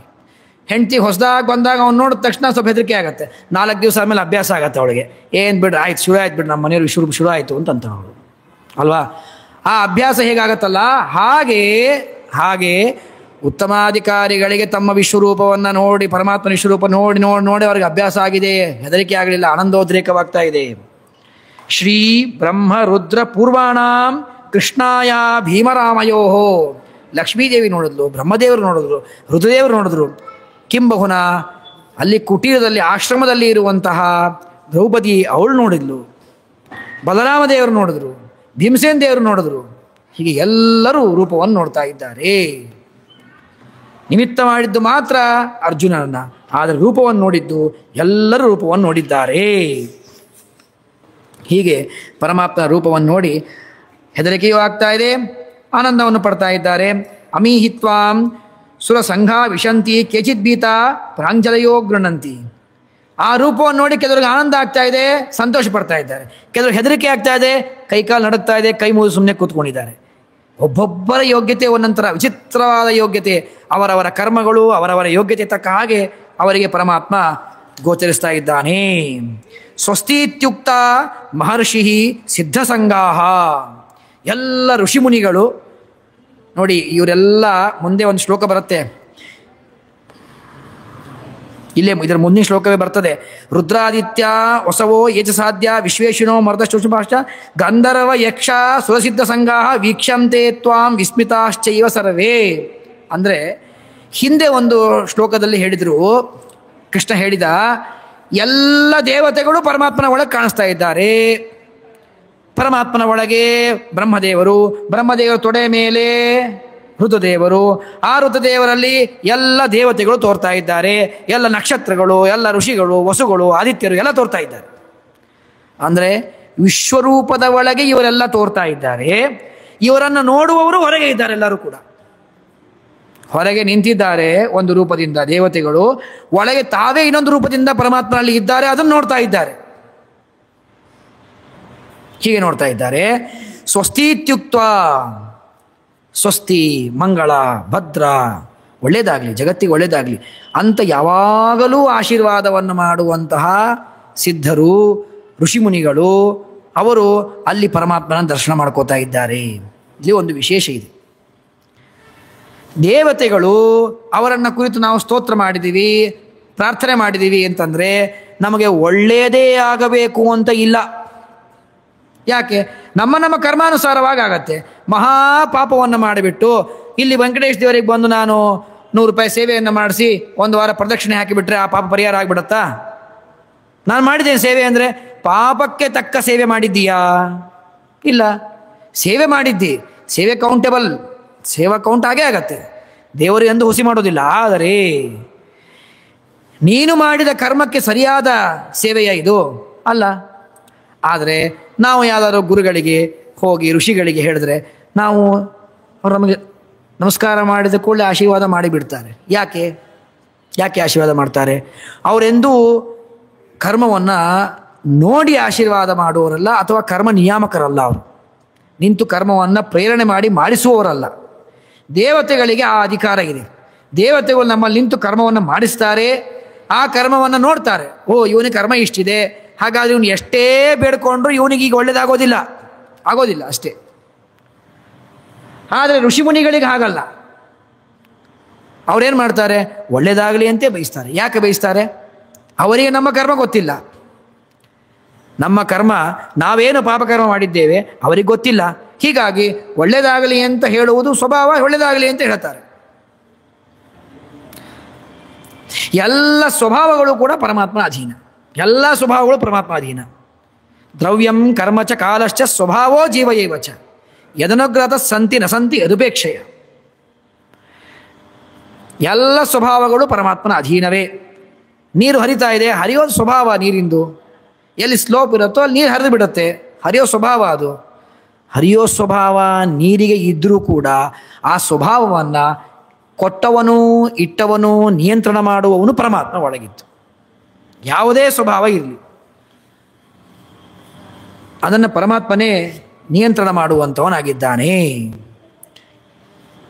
ಸ್ವಭಾವ ಇದು ಪರಮಾತ್ಮನ ಅಧೀನ ಅಲ್ಲ ಅಂದರೆ ಏನಾಗತ್ತೆ? ಸ್ವಭಾವ ಇದು ಪರಮಾತ್ಮನ ಅಧೀನ ಅಲ್ಲ ಅಂತಂದರೆ ಏನಾಗತ್ತೆ? ಉದಾಹರಣೆಗೆ ಕರ್ಮಗಳು ಇದೆ, ನಾವು ಕರ್ಮಗಳನ್ನು ಮಾಡ್ತೇವೆ. ಒಂದು ಕರ್ಮವನ್ನು ಮಾಡ್ತೇವೆ, ಆ ಕರ್ಮದಿಂದ ಫಲವ ತಿಂತೇವೆ. ಕರ್ಮ ಮಾಡಿದ ಮೇಲೆ ಫಲ ತಿನ್ನಬೇಕಲ್ಲ, ಅದರ ಭೋಗ ಮಾಡಬೇಕಲ್ಲ, ಭೋಗ ಮಾಡ್ತೇವೆ. ಭೋಗ ಮಾಡಬೇಕಾದಾಗ ಮತ್ತೆ ಕರ್ಮಗಳನ್ನು ಮಾಡ್ತೇವೆ. ಆ ಕರ್ಮದ ಸ್ವಭಾವ ಏನು? ಮತ್ತೊಂದು ಕರ್ಮ. ಆ ಕರ್ಮದ ಸ್ವಭಾವ ಏನು? ಮತ್ತೊಂದು ಕರ್ಮ. ಯಾವಾಗ ಕರ್ಮಕ್ಷಯವಾಗೋದು? ಕರ್ಮಕ್ಷಯ ಆಗೋದು ಯಾವಾಗ? ಕ್ಷಯವೇ ಆಗೋದಿಲ್ಲ, ಕರ್ಮಕ್ಷಯವೇ ಆಗೋದಿಲ್ಲ. ಈ ಕರ್ಮಗಳ ಸ್ವಭಾವ ಪರಮಾತ್ಮನ ಅಧೀನ. ಆ ಪರಮಾತ್ಮ ತನ್ನ ಕೃಪಾದೃಷ್ಟಿಯಿಂದ ಬಹಳ ಸೇವೆಯನ್ನು ಮಾಡಿದ್ದಾನೆ. ಅವನ ಕರ್ಮಗಳು ಎಷ್ಟಿದ್ರೂ ಕೂಡ ಆ ಪರಮಾತ್ಮ ಕರ್ಮಗಳನ್ನು ಕಡಿಮೆ ಮಾಡ್ತಾನೆ. ಅದಕ್ಕೆ ಆ್ಯಕ್ಚುಲಿ ಆ ಕರ್ಮಕ್ಕೆ ಏನು ನಮಗೆ ಫಲ ಸಿಗಬೇಕು ಅದನ್ನು ಕಡಿಮೆ ಮಾಡಿ ಸ್ವಲ್ಪದಲ್ಲೇ ಪರಮಾತ್ಮ ನಮಗೆ ದಾಟಿಸಿ ಬಿಡ್ತಾನೆ. ಕೈ ಮುರಿಯುವ ಜಾಗಕ್ಕೆ ಕೈಗೆ ತರಿಸ್ತದಷ್ಟೇ. ನಾವು ಅನ್ಕೋತೀವಿ ಕೈ ತರಿಸ್ತು, ಅದನ್ನು ನಾವು ಜೋರಾಗಿ 10 ಮಂದಿ ಮುಂದೆ ಹೇಳ್ತೀವಿ, ಬಿದ್ದು ಹೋಗ್ತಿದ್ದೆ ರೀ, ಅಷ್ಟರಲ್ಲಿ ನಾನು ವ್ಯಾಯಾಮ ಮಾಡ್ತೀನಿ, ದಿವಸ ವ್ಯಾಯಾಮ ಮಾಡ್ತೀನಿ, ಒಳ್ಳೆ ಗಟ್ಟಿ ಸ್ಟ್ರೆಂತ್ ಬಾಡಿ ಇದೆ, ತಕ್ಷಣಕ್ಕೆ ಈ ಕೈನ ಊರಿದೆ, ಸ್ವಲ್ಪದಲ್ಲಿ ಬಚಾವಾದೆ, ಜಾರಿತು ಅಷ್ಟೇ, ಕೈ ಮುರಿದೇ ಹೋಗ್ತಿತ್ತಿಲ್ಲ ಅಂದರೆ ನಾವು ಹೇಳ್ಕೋತೀವಿ.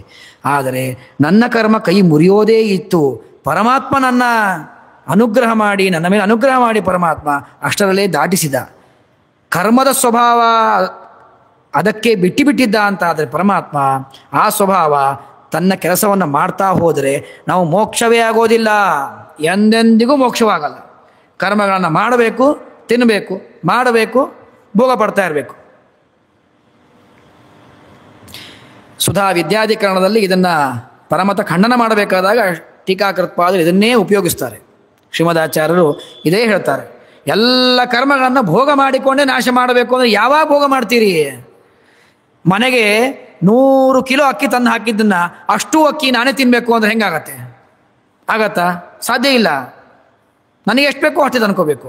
ಆದರೆ ಎಷ್ಟು ಬೇಕೋ ಅಷ್ಟು ತಂದ್ಕೋಬೇಕು ಅಂದರೆ ಅಕ್ಕಿನೇನೋ ನಾನು 4 kg ತಂದ್ಕೋಬೋದು, ಕರ್ಮಗಳನ್ನು ಹೆಂಗೆ ಮಾಡಲಿ? ಹುಟ್ಟಿದಾರಭ್ಯ ಕರ್ಮ ಮಾಡ್ತಾ ಇರ್ತೀವಿ, ಎಲ್ಲಿ ನಿಯಂತ್ರಣ ಮಾಡಲಿಕ್ಕಾಗತ್ತೆ?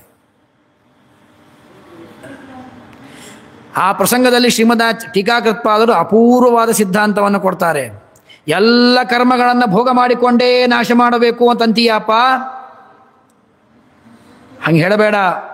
ಯಾಕಂದರೆ ಮಹಾನುಭಾವಾನಾಂ ಅನುಗ್ರಹಾದಿನ ವಿನಷ್ಟೇ ಕರ್ಮಣಿ.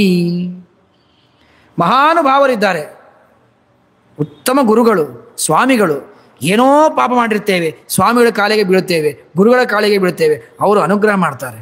ಆ ಅನುಗ್ರಹದಿಂದ ನಮ್ಮ ಪಾಪ ಸವಿತದೆ, ಕಡಿಮೆ ಆಗತ್ತೆ, ಪಾಪ ಕಡಿಮೆ ಆಗತ್ತೆ. ಇದನ್ನು ಯಾವ ಸಿದ್ಧಾಂತಿಗಳು ಹೇಳಿಲ್ಲ, ಹೇಳಿದ್ದು ಕೇವಲ ಶ್ರೀಮದಾಚಾರ್ಯರು ಮಾತ್ರ. ಹೇಳಿದ್ದು ಕೇವಲ ಶ್ರೀಮದಾಚಾರ್ಯರು. ಹೀಗಾಗೇ ನಮ್ಮ ಸಿದ್ಧಾಂತದಲ್ಲಿ ಗುರುಗಳಿಗೆ, ಮಹಾತ್ಮನಿಗೆ ಅಷ್ಟು ಅವರಲ್ಲಿ ಭಕ್ತಿಯನ್ನು ಯಾಕೆ ಮಾಡ್ತೇವೆ? ಮಾಡಿದ ಪಾಪಗಳನ್ನು ಅವರು ಮಹಾನುಭಾವರು ಅನುಗ್ರಹವನ್ನು ಮಾಡಿ ನಮಗೆ ಅದನ್ನು ಭೋಗ ಮಾಡದೇ ಇರುವ ಹಾಗೆ ನೋಡಿಕೊಳ್ತಾರೆ.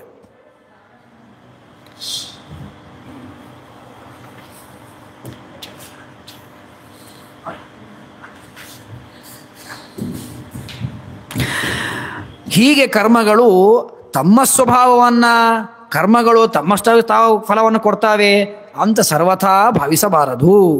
ಅವು ಫಲವನ್ನು ಕೊಡುವ ಸ್ವಭಾವವೇ ಅವುಗಳದ್ದೇ ಆಗಿದ್ದರೆ, ಅದರ ಮೇಲೆ ಪರಮಾತ್ಮನ ಹತೋಟಿ ಇರಲಿಲ್ಲ ಅಂತಾಗಿದ್ದರೆ ಏನು ಮಾಡಲಿಕ್ಕೆ ಸಾಧ್ಯ ಇಲ್ಲ ನಮ್ಮ ಕೈಯಲ್ಲಿ.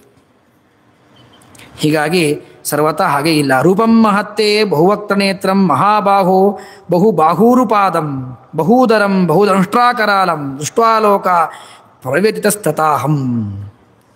ಇಡೀ ಜಗತ್ತು ನಿನ್ನ ಈ ಘೋರವಾದ ರೂಪವನ್ನು ನೋಡಿ ಅಂಜಿ ಹೋಗಿದೆ. ನಾನೂ ಕೂಡ ಹೆದರ್ಕೊಂಡ್ಬಿಟ್ಟಿದ್ದೇನೆ ಕೃಷ್ಣ, ನಾನು ಹೆದರ್ಕೊಂಡ್ಬಿಟ್ಟಿದ್ದೇನೆ. ನೀನೇನಾ ನಮ್ಮ ಕೃಷ್ಣ? ಇಷ್ಟು ದಿವಸ ನನ್ನ ಜೊತೆಗಿದ್ದವನು ನೀನೇನಾ? ಏನಿದು ಭಯಂಕರವಾದ ರೂಪ? ಪರಮಾತ್ಮ ಇಡೀ ಜಗತ್ತಿಗೆ ಬೆಳಕನ್ನು ಕೊಟ್ಬಿಟ್ಟಿದ್ದಾನೆ. ಎಲ್ಲ ಕಡೆ ಹಿಂದೆ ಹೇಳಿದ್ರಲ್ಲ, ಅನಂತ ಸೂರ್ಯರ ಪ್ರಭಾ ಭಗವಂತನ ತೋರ್ತಾ ಇದೆ. ಇನ್ನೇನು ಕಾಣಿಸ್ಬೇಕು? ಎಲ್ಲಿ ಅಂಧಕಾರಕ್ಕೆ ಅವಕಾಶವೇ ಇಲ್ಲ. ಹೆದರಿಕೆಯಾಗಿ ಹೋಗಿದೆ. ಪ್ರಸೀದ ದೇವೇಶ ಜಗನ್ನಿವಾಸ. ಪರಮಾತ್ಮ ಇಷ್ಟು ಉಗ್ರ ರೂಪವನ್ನು ನೋಡ್ಲಿಕ್ಕೆ ನನ್ನ ಕೈಲಿ ಆಗ್ತಾ ಇಲ್ಲ, ದಯವಿಟ್ಟು ಅದನ್ನು ಉಗ್ರತೆಯನ್ನು ಕಡಿಮೆ ಮಾಡು ತುಂಬ ಕಡಿಮೆ ಮಾಡು. ಅಮೀಚತ್ವಾಂ ಧೃತರಾಷ್ಟ್ರಸ್ಯ ಪುತ್ರಾಃ ಸರ್ವೇ ಸಹೈವಾನ್. ನೋಡಿ, ಅರ್ಜುನ ಹೇಳ್ತಾನೆ, ಇದು ಉಗ್ರರೂಪ ಅಂತ ಹೇಳಿದ. ಆ ಉಗ್ರತೆಯ ಏನು, ಎಷ್ಟರ ಮಟ್ಟಿಗೆ ಪರಮಾತ್ಮ ಉಗ್ರತೆಯನ್ನು ತೋರಿಸ್ತಾ ಇದ್ದಾನೆ ಅನ್ನೋದನ್ನು, ಅದರ ಒಂದು ಅಸರನ್ನು ತೋರಿಸ್ತಾನೆ ಪರಮಾತ್ಮ, ಅದರ ಝಲಕ್ಕನ್ನು ತೋರಿಸ್ತಾನೆ ಅರ್ಜುನ. ಧೃತರಾಷ್ಟ್ರನ 100 ಜನ ಮಕ್ಕಳು ಅದಾದ ಮೇಲೆ ಭೀಷ್ಮಾಚಾರ್ಯರು, ದ್ರೋಣಾಚಾರ್ಯರು, ಸೂತಪುತ್ರ ಕರ್ಣ, ಅಸ್ಮದೀಯೈರಪಿ ನಮ್ಮ ಸೇನೆಯಲ್ಲಿರುವಂತಹ ಅನೇಕ ರಾಜರು, ಅನೇಕ ಜನರು ಎಲ್ಲರೂ ಕೂಡ ಎಲ್ಲಿ ಕಾಣಿಸ್ತಾ ಇದ್ದಾರೆ? ಇಲ್ಲೆಲ್ಲೋ ನನಗೆ ಕಾಣಿಸ್ತಾನೇ ಇಲ್ಲ. ಎಲ್ಲ ನಿನ್ನ ಬಾಯೊಳ್ಳೆ ಬೆಂಕಿ ಇದೆಯಲ್ಲ, ಅಲ್ಲಿ ಬಿದ್ದು ಒದ್ದಾಡಿ ಸಾಯ್ತಾ ಇದ್ದಾರೆ. ಅದು ನೋಡ್ತಾ ಇದ್ದೀನಿ ನಾನು. ಹೆದರಿಕೆ ಆಗೋಯ್ತು. ಯುದ್ಧ ಶುರುನೇ ಆಗಿಲ್ಲ. ಯುದ್ಧ ಶುರುವಾಗಲಿಕ್ಕಿಂತ ಮೊದಲಿಗೇನೆ ಎಲ್ಲರೂ ಸತ್ತು ನಿನ್ನ ಬಾಯಲ್ಲಿ ಬೀಳ್ತಾ ಇದ್ದಾರೆ. ವಕ್ತ್ರಾಣಿತೆ ತ್ವರಮಾಣ ವಿಶಂತಿ ದಂಷ್ಟ್ರಾಕರಾಲಾನಿ ಭಯಾನಕಾನಿ. ಎಲ್ಲ ನಿನ್ನ ಬಾಯಲ್ಲಿ ಬಿದ್ದು ಒದ್ದಾಡಿ ಸಾಯ್ತಾ ಇದ್ದಾರೆ. ಯಾರು? ಭೀಷ್ಮಾಚಾರ್ಯರು, ದ್ರೋಣಾಚಾರ್ಯರು, ಎಲ್ಲ ದುರ್ಯೋಧನನ 100 ಜನ ಮಕ್ಕಳು, ಧೃತರಾಷ್ಟ್ರ 100 ಜನ ಮಕ್ಕಳು ಎಲ್ಲರೂ ನಿನ್ನ ಬಾಯಲ್ಲಿ ಬಿದ್ದಿದ್ದಾರೆ. ಹೇಗೆ ಎಲ್ಲ ನದಿಗಳು ಬಂದು ಸಮುದ್ರವನ್ನು ಸೇರುತ್ತೋ ಹಾಗೆ ಎಲ್ಲರೂ ಬಂದು ನಿನ್ನ ಬಾಯಲ್ಲಿ ಸೇರ್ತಾ ಇದ್ದಾರೆ. ಹೇಗೆ ಪ್ರಳಯ ಕಾಲದಲ್ಲಿ ಪರಮಾತ್ಮ ನೀನು ಉಗ್ರ ರೂಪದಿಂದ ಇಡೀ ಜಗತ್ತನ್ನು ಸುಟ್ಟು ಹಾಕ್ತಾ ಇದ್ದೀಯೋ ಆ ರೂಪ ಇಲ್ಲಿ ನನಗೆ ಕಾಣ್ತಾ ಇದೆ. ಅದಕ್ಕಾಗಿ ಹೆದರಿಕೆ ಆಗ್ತಾ ಇದೆ. ಯಥಾ ಪ್ರದೀಪ್ತಂ ಜ್ವಲನಂ ಪತಂಗ. ಮಿಂಚು ಹುಳ ಎಲ್ಲಿ ಬೆಳಕಿದೆಯೋ ಧಾವಿಸಿ ಬೆಳಕತ್ತ ಬರುತ್ತೆ. ಯಾಕೆ ಬರುತ್ತೆ ಬೆಳಕತ್ರ? ಓ, ಅಲ್ಲಿ ಬೆಳಕಿದೆ, ಅಲ್ಲಿ ಕೂತ್ಕೊಂಡ್ರೆ ಏನೋ ನಾವು ಪುಸ್ತಕ ಓದಕ್ಕೆ ಬರುತ್ತಾ? ಏನೋ ಪುಸ್ತಕ ಓದ್ಲಿಕ್ಕೆ ಬರುತ್ತಾ? ಕೂತ್ಕೊಂಡು ಅಧ್ಯಯನ ಮಾಡ್ಲಿಕ್ಕೆ ಬರುತ್ತಾ? ಅದು ಅಲ್ಲ, ಸಾಯ್ಲಿಕ್ಕೆ ಬರುತ್ತೆ. ಮಿಂಚು ಹುಳ, ದೀಪದ ಹುಳ ಯಾಕೆ ದೀಪದ ಹತ್ರ ಬರುತ್ತೆ? ಧಾವಿಸಿ ಬರುತ್ತೆ, ಅತಿ ವೇಗವಾಗಿ ಬರುತ್ತೆ. ಯಾಕೆ ಬರುತ್ತೆ? ದೇಹವನ್ನು ಕಳ್ಕೊಳ್ಳಿಕ್ಕೆ ಬರುತ್ತೆ. ಹಾಗೆ ಇವರೆಲ್ಲ ವೇಗವಾಗಿ ನಿನ್ನ ಬಾಯಲ್ಲಿ ಬಂದು ಬೀಳ್ತಾ ಇದ್ದಾರೆ. ಯಾಕೆ? ಸಾಯ್ತಾ ಇದ್ದಾರೆ ಬಿದ್ದು ಎಲ್ಲರೂ ಕೂಡ. ವಿಶಂತಿ ನಾಶಾಯ ಸಮೃದ್ಧ ವೇಗಾ ತಥೈವ ನಾಶಾಯ ವಿಶಂತಿ ಲೋಕಾ. ಇಡೀ ಜಗತ್ತು ಸುಟ್ಟು ಹಾಕ್ತಾ ಇದ್ದಾನೆ ಪರಮಾತ್ಮ. ನೋಡಿ, ವಿಶ್ವರೂಪ ಉಗ್ರ ರೂಪವನ್ನು ಪರಮಾತ್ಮ ತೋರಿಸ್ತಾ ಇದ್ದಾನೆ. ಆ ಉಗ್ರ ರೂಪದಲ್ಲಿ ಇಷ್ಟೆಲ್ಲ ಅವನಿಗೆ ಕಾಣಿಸ್ತಾ ಇದೆ. ಲೆಲಿಹ್ಯಸೆ ಗ್ರಸಮಾನ ಸಮಂತಾತ್. ನೀನು ಜಗತ್ತನ್ನು ಸುಟ್ಟು ಹಾಕಲಿಕ್ಕೆ ನೀನು ಅಗ್ನಿಯನ್ನು ಬಿಡ್ತಾ ಇದ್ದಿ. ಮೊದಲಿಗೆ ನಿನ್ನ ಕಾಂತಿ ಸಾವಿರಾರು ಅನಂತ ಸೂರ್ಯರ ಪ್ರಭಾ ತೋರಿಸ್ತಾ ಇದ್ದಿ. ಅದರ ಮೇಲಾಗಿ ಬಾಯಿಯಿಂದ ಅಗ್ನಿ ಬರ್ತಾ ಇದೆ. ಆ ಅಗ್ನಿಯಲ್ಲಿ ಎಲ್ಲರೂ ಬಿದ್ದು ಸಾಯ್ತಾ ಇದ್ದಾರೆ. ಆ ಸಾಯುವ ಜೊತೆಗೆ ಅಗ್ನಿ ಬಂದರೆ ಆ ಅಗ್ನಿ ಏನು ಮಾಡುತ್ತೆ? ಜೊತೆಗೆ ಬೆಳಕನ್ನು ಕೊಡುತ್ತಲ್ಲ. ಶ್ರೀಮದಾಚಾರ್ಯ ಟೀಕಾಕೃತ್ಪಾದರು ಈ ಯುಕ್ತಿಯನ್ನು ಬಳಸ್ತಾರೆ ತಮ್ಮ ಸುಧಾ ಗ್ರಂಥದಲ್ಲಿ. ಸ್ತುತ್ಯಧಿಕರಣ ಅಂತ ಒಂದು ಅಧಿಕರಣ, ತೃತೀಯಾಧ್ಯಾಯ 4th ಪಾದ. ಅದು ಜ್ಞಾನಪಾದ, ಅಪರೋಕ್ಷ ಜ್ಞಾನಪಾದ. ಇಲ್ಲೂ ಅಪರೋಕ್ಷವನ್ನೇ ಹೇಳ್ತಾ ಇದ್ದಾರೆ. ಆ ಅಪರೋಕ್ಷ ಜ್ಞಾನಪಾದದಲ್ಲಿ ಟೀಕಾಕೃತ್ಪಾದರು ಹೇಳ್ತಾರೆ, ಅಪರೋಕ್ಷ ಜ್ಞಾನವನ್ನು ನಾವು ಮಾಡ್ಕೋತೀವಿ. ನಾವು ಯಾಕೆ ಮಾಡ್ಕೊಳ್ಳೋದು? ಅಪರೋಕ್ಷ ಜ್ಞಾನ ಮೋಕ್ಷಕ್ಕಾಗಿ ಮಾಡಿಕೊಳ್ಳೋದು. ನಾನು ಮಾಡಿಕೊಂಡ ಅಪರೋಕ್ಷ ಜ್ಞಾನ ಮೋಕ್ಷಕ್ಕಾಗಿಯೇ. ಆದರೆ ಆ ಅಪರೋಕ್ಷ ಜ್ಞಾನ ಏನು ಮಾಡುತ್ತೆ? ಬರೀ ಮೋಕ್ಷ ಕೊಡುತ್ತಾ? ಕೊಡೋದಿಲ್ಲ. ಜೊತೆಗೆ ಏನು ಕೊಡುತ್ತೆ? ಏನು ಬೇಕೋ ಎಲ್ಲ ಕೊಡುತ್ತೆ. ಮೋಕ್ಷದಲ್ಲಿ ಏನು ಬೇಕೋ ಅಲ್ಲ. ಅಪರೋಕ್ಷ ಜ್ಞಾನವಾದ ಮೇಲೆ ಬಹಳ ಜನ್ಮ ಇರ್ತಾನೆ ಇನ್ನೂ ಅವನು. ಅಲ್ಲೆಲ್ಲ ತಾನು ಭೂಮಿಯಲ್ಲಿ ಅವತಾರ ಮಾಡಿದಾಗ, ಬೇರೆ ಕಡೆ ಇದ್ದಾಗ ಏನು ಬಯಸ್ತಾನೋ ಎಲ್ಲ ಸಿಗತ್ತೆ. ಅಪರೋಕ್ಷ ಜ್ಞಾನ ಮಾಡಿಕೊಂಡಿದ್ದು ಯಾಕೆ? ಮೋಕ್ಷಕ್ಕಾಗಿ. ಆದರೆ ಆಫರ್ ಒಳಗಡೆ ಅಪರೋಕ್ಷ ಜ್ಞಾನ ಬೇರೆ ಸಾಮಾನನ್ನು ಕೊಡುತ್ತೆ. ಹೇಗೆ ಅಂದರೆ ಅದಕ್ಕೆ ಟೀಕಾರರು ಈ ದೃಷ್ಟಾಂತವನ್ನು ಕೊಡ್ತಾರೆ. ನಾವು ಅಡಿಗೆಯನ್ನು ಮಾಡಬೇಕು ಅಂತ ಬೆಂಕಿ ಹಚ್ತೀವಿ. ಅಡಿಗೆ ಮನೆಯಲ್ಲಿ ಬೆಂಕಿ ಹಚ್ಚಿದ್ದು ಅಡಿಗೆ ಮಾಡಲಿಕ್ಕೆ, ಮಡಿಯಲ್ಲಿ ಅಡಿಗೆ ಮಾಡಲಿಕ್ಕೆ. ಆ ಬೆಂಕಿ ಏನು ಮಾಡಿತು? ಅಡಿಗೆಯನ್ನು ಮಾಡೋದಲ್ಲದೆ ಬೆಳಕನ್ನು ಕೊಟ್ಟಿತು. ನಾನು ಬೆಳಕು ಕೇಳಿರಲಿಲ್ಲ, ನಂಗೆ ಬೆಳಕು ಬೇಕಾಗಿಲ್ಲ, ನನಗೆ ಅಡಿಗೆ ಮಾಡಬೇಕಾಗಿದೆ. ಬೆಳಕು ಯಾಕೆ ಬಂತು ಅಂತಂದರೆ ಅದು ಸ್ವಭಾವ. ಅದು ಹಾಗೆ ಅಪರೋಕ್ಷ ಜ್ಞಾನ ಸ್ವಭಾವ ಅಂತ ಟೀಕಾಕೃತ್ಪಾದರು ಈ ದೃಷ್ಟಾಂತವನ್ನು ಅಲ್ಲಿ ಬಳಸ್ತಾರೆ. ಹೀಗೆ ಭಗವಂತ ಇಷ್ಟು ನಿನ್ನ ಉಗ್ರವಾದ ರೂಪ, ಆ ಉಗ್ರವಾದ ರೂಪವನ್ನು ದಯವಿಟ್ಟು ಶಾಂತವನ್ನಾಗಿ ಮಾಡಿಕೋ.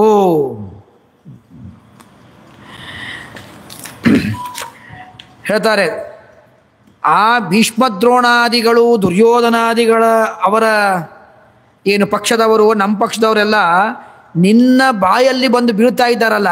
ಹೇಗೆ? ಬಾಯಿ ತೆಗೆದಿದ್ದಿ, ಬಾಯಲ್ಲಿ ಬಂದಿದ್ದಾರೆ, ಅವರನ್ನು ಕಚ್ಚಿಬಿಟ್ಟು ಅವರು ಅಲ್ಲೇ ಪುಡಿ ಪುಡಿ ಆಗಿಬಿಟ್ಟಿದ್ದಾರೆ. ಕಚ್ಚಿದಾಗ ಗೀತೆ ಹೇಳುತ್ತೆ, ಕಚ್ಚಿದಾಗ ನಿನ್ನ ಎರಡು ಹಲ್ಲುಗಳ ಮಧ್ಯದಲ್ಲಿ ರಂಧ್ರ ಇರುತ್ತಲ್ಲ, ಅಲ್ಲಿ ಅವರ ತಲೆ ಸಿಕ್ಕೊಂಡಿದೆ. ನೋಡಿ ಎಷ್ಟು ಭೀಕರವಾಗಿ ವರ್ಣನೆ ಮಾಡ್ತಾ ಇದ್ದಾರೆ. ಅಡಿಕೆ ತಿಂದಾಗ ಅಡಿಕೆ ಸಿಕ್ಕಿಬಿಡುತ್ತಲ್ಲ ಹಲ್ಲಲ್ಲಿ, ಹಾಗೆ ಪರಮಾತ್ಮ ನೀನು ಇವ್ರನ್ನೆಲ್ಲ ಅಡಿಕೆ ತಿಂದಾಗ ತಿಂತಾ ಇದ್ದಿ, ಬಾಯಿಯ ಹಲ್ಲಿನ ಸಂಧಿಗಳಲ್ಲಿ ಅವ್ರು ಸಿಕ್ಕಿ ಒದ್ದಾಡ್ತಾ ಇದ್ದಾರೆ.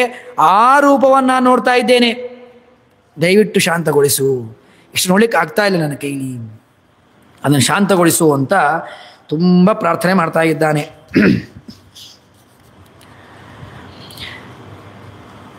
ಮತ್ತೆ ಪ್ರಶ್ನೆ ಮಾಡ್ತಾರೆ ಭಾಷ್ಯದಲ್ಲಿ, ಹಾಗಾದರೆ ಅಷ್ಟು ಉಗ್ರವೇ ತೋರಿತಾ ಎಲ್ಲರಿಗೂ? ಅಂದರೆ ಎಲ್ಲರಿಗೂ ಉಗ್ರ ಅಲ್ಲ, ನಾವು ಮೊದಲೇ ಹೇಳಿದ್ದೇವಲ್ಲ, ಯಾವರವರ ಯೋಗ್ಯತೆ ತಕ್ಕ ಹಾಗೆ ತೋರಿತು.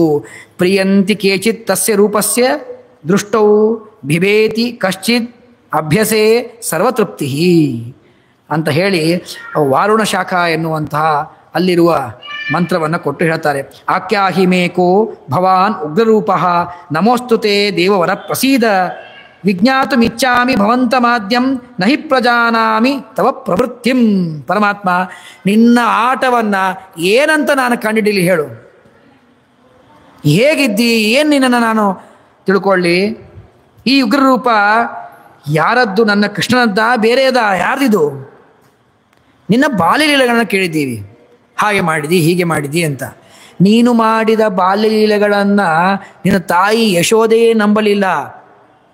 ಪಕ್ಕದ ಮನೆಯವರು ಬಂದು ನಮ್ಮ ಮನೆಯಲ್ಲಿ ಬೆಣ್ಣೆ ಕಳತನ ಮಾಡಿದ್ದಾನೆ, ಸಾಧ್ಯನೇ, ನನ್ನ ಮಗ, ನೋ ಚಾನ್ಸ್, ಸಾಧ್ಯನೇ ಇಲ್ಲ. ನೀನು ಮಾಡಿದ ಆ ಚೇಷ್ಟೆಗಳನ್ನೇ ನಿಂದು ಅಂತ ಹೇಳಲಿಕ್ಕೆ ನಮಗೆ ಗೊತ್ತಾಗಲಿಲ್ಲ. ಈ ಉಗ್ರ ರೂಪ ಯಾರ್ದಪ್ಪ? ಎಲ್ಲಿ ತೋರಿಸ್ತಾ ಇದೆಯಾ? ನೀನೇನ ಕೃಷ್ಣ? ಬೇಡ ಬೇಡ, ಶಾಂತಗೊಳಿಸು, ಪ್ರಸೀದನಾಗು, ಪ್ರಸನ್ನನಾಗು ಅಂತ ವಿಶೇಷವಾಗಿ ಪ್ರಾರ್ಥನೆ ಮಾಡ್ತಾ ಇದ್ದಾರೆ. ಇಷ್ಟು ಪ್ರಾರ್ಥನೆಗೆ ಹೋಗೊಟ್ಟು ಕೃಷ್ಣ ಹೇಳ್ತಾನೆ, ಶ್ರೀ ಭಗವಾನುವಾಚ ಕಾಲೋಸ್ಮಿ ಲೋಕಕ್ಷೇಕೃತ್ ಪ್ರವೃತ್ತಃ ಲೋಕಾನ್ ಸಮಾಹರ್ತು ಇಹ ಪ್ರವೃತ್ತಃ ಋತೇಪಿ ತ್ವಾಂ ನ ಭವಿಷ್ಯಂತಿ ಸರ್ವೇ. ಕೃಷ್ಣ 18ನೇ ದಿವಸದ ಕಡೇ ಕಾಲಕ್ಕೆ ಏನು ಆಗ್ತದೆ ಅನ್ನೋದನ್ನು ಕೃಷ್ಣ ಮೊದಲಿಗೆ ಹೇಳಿಬಿಟ್ಟ.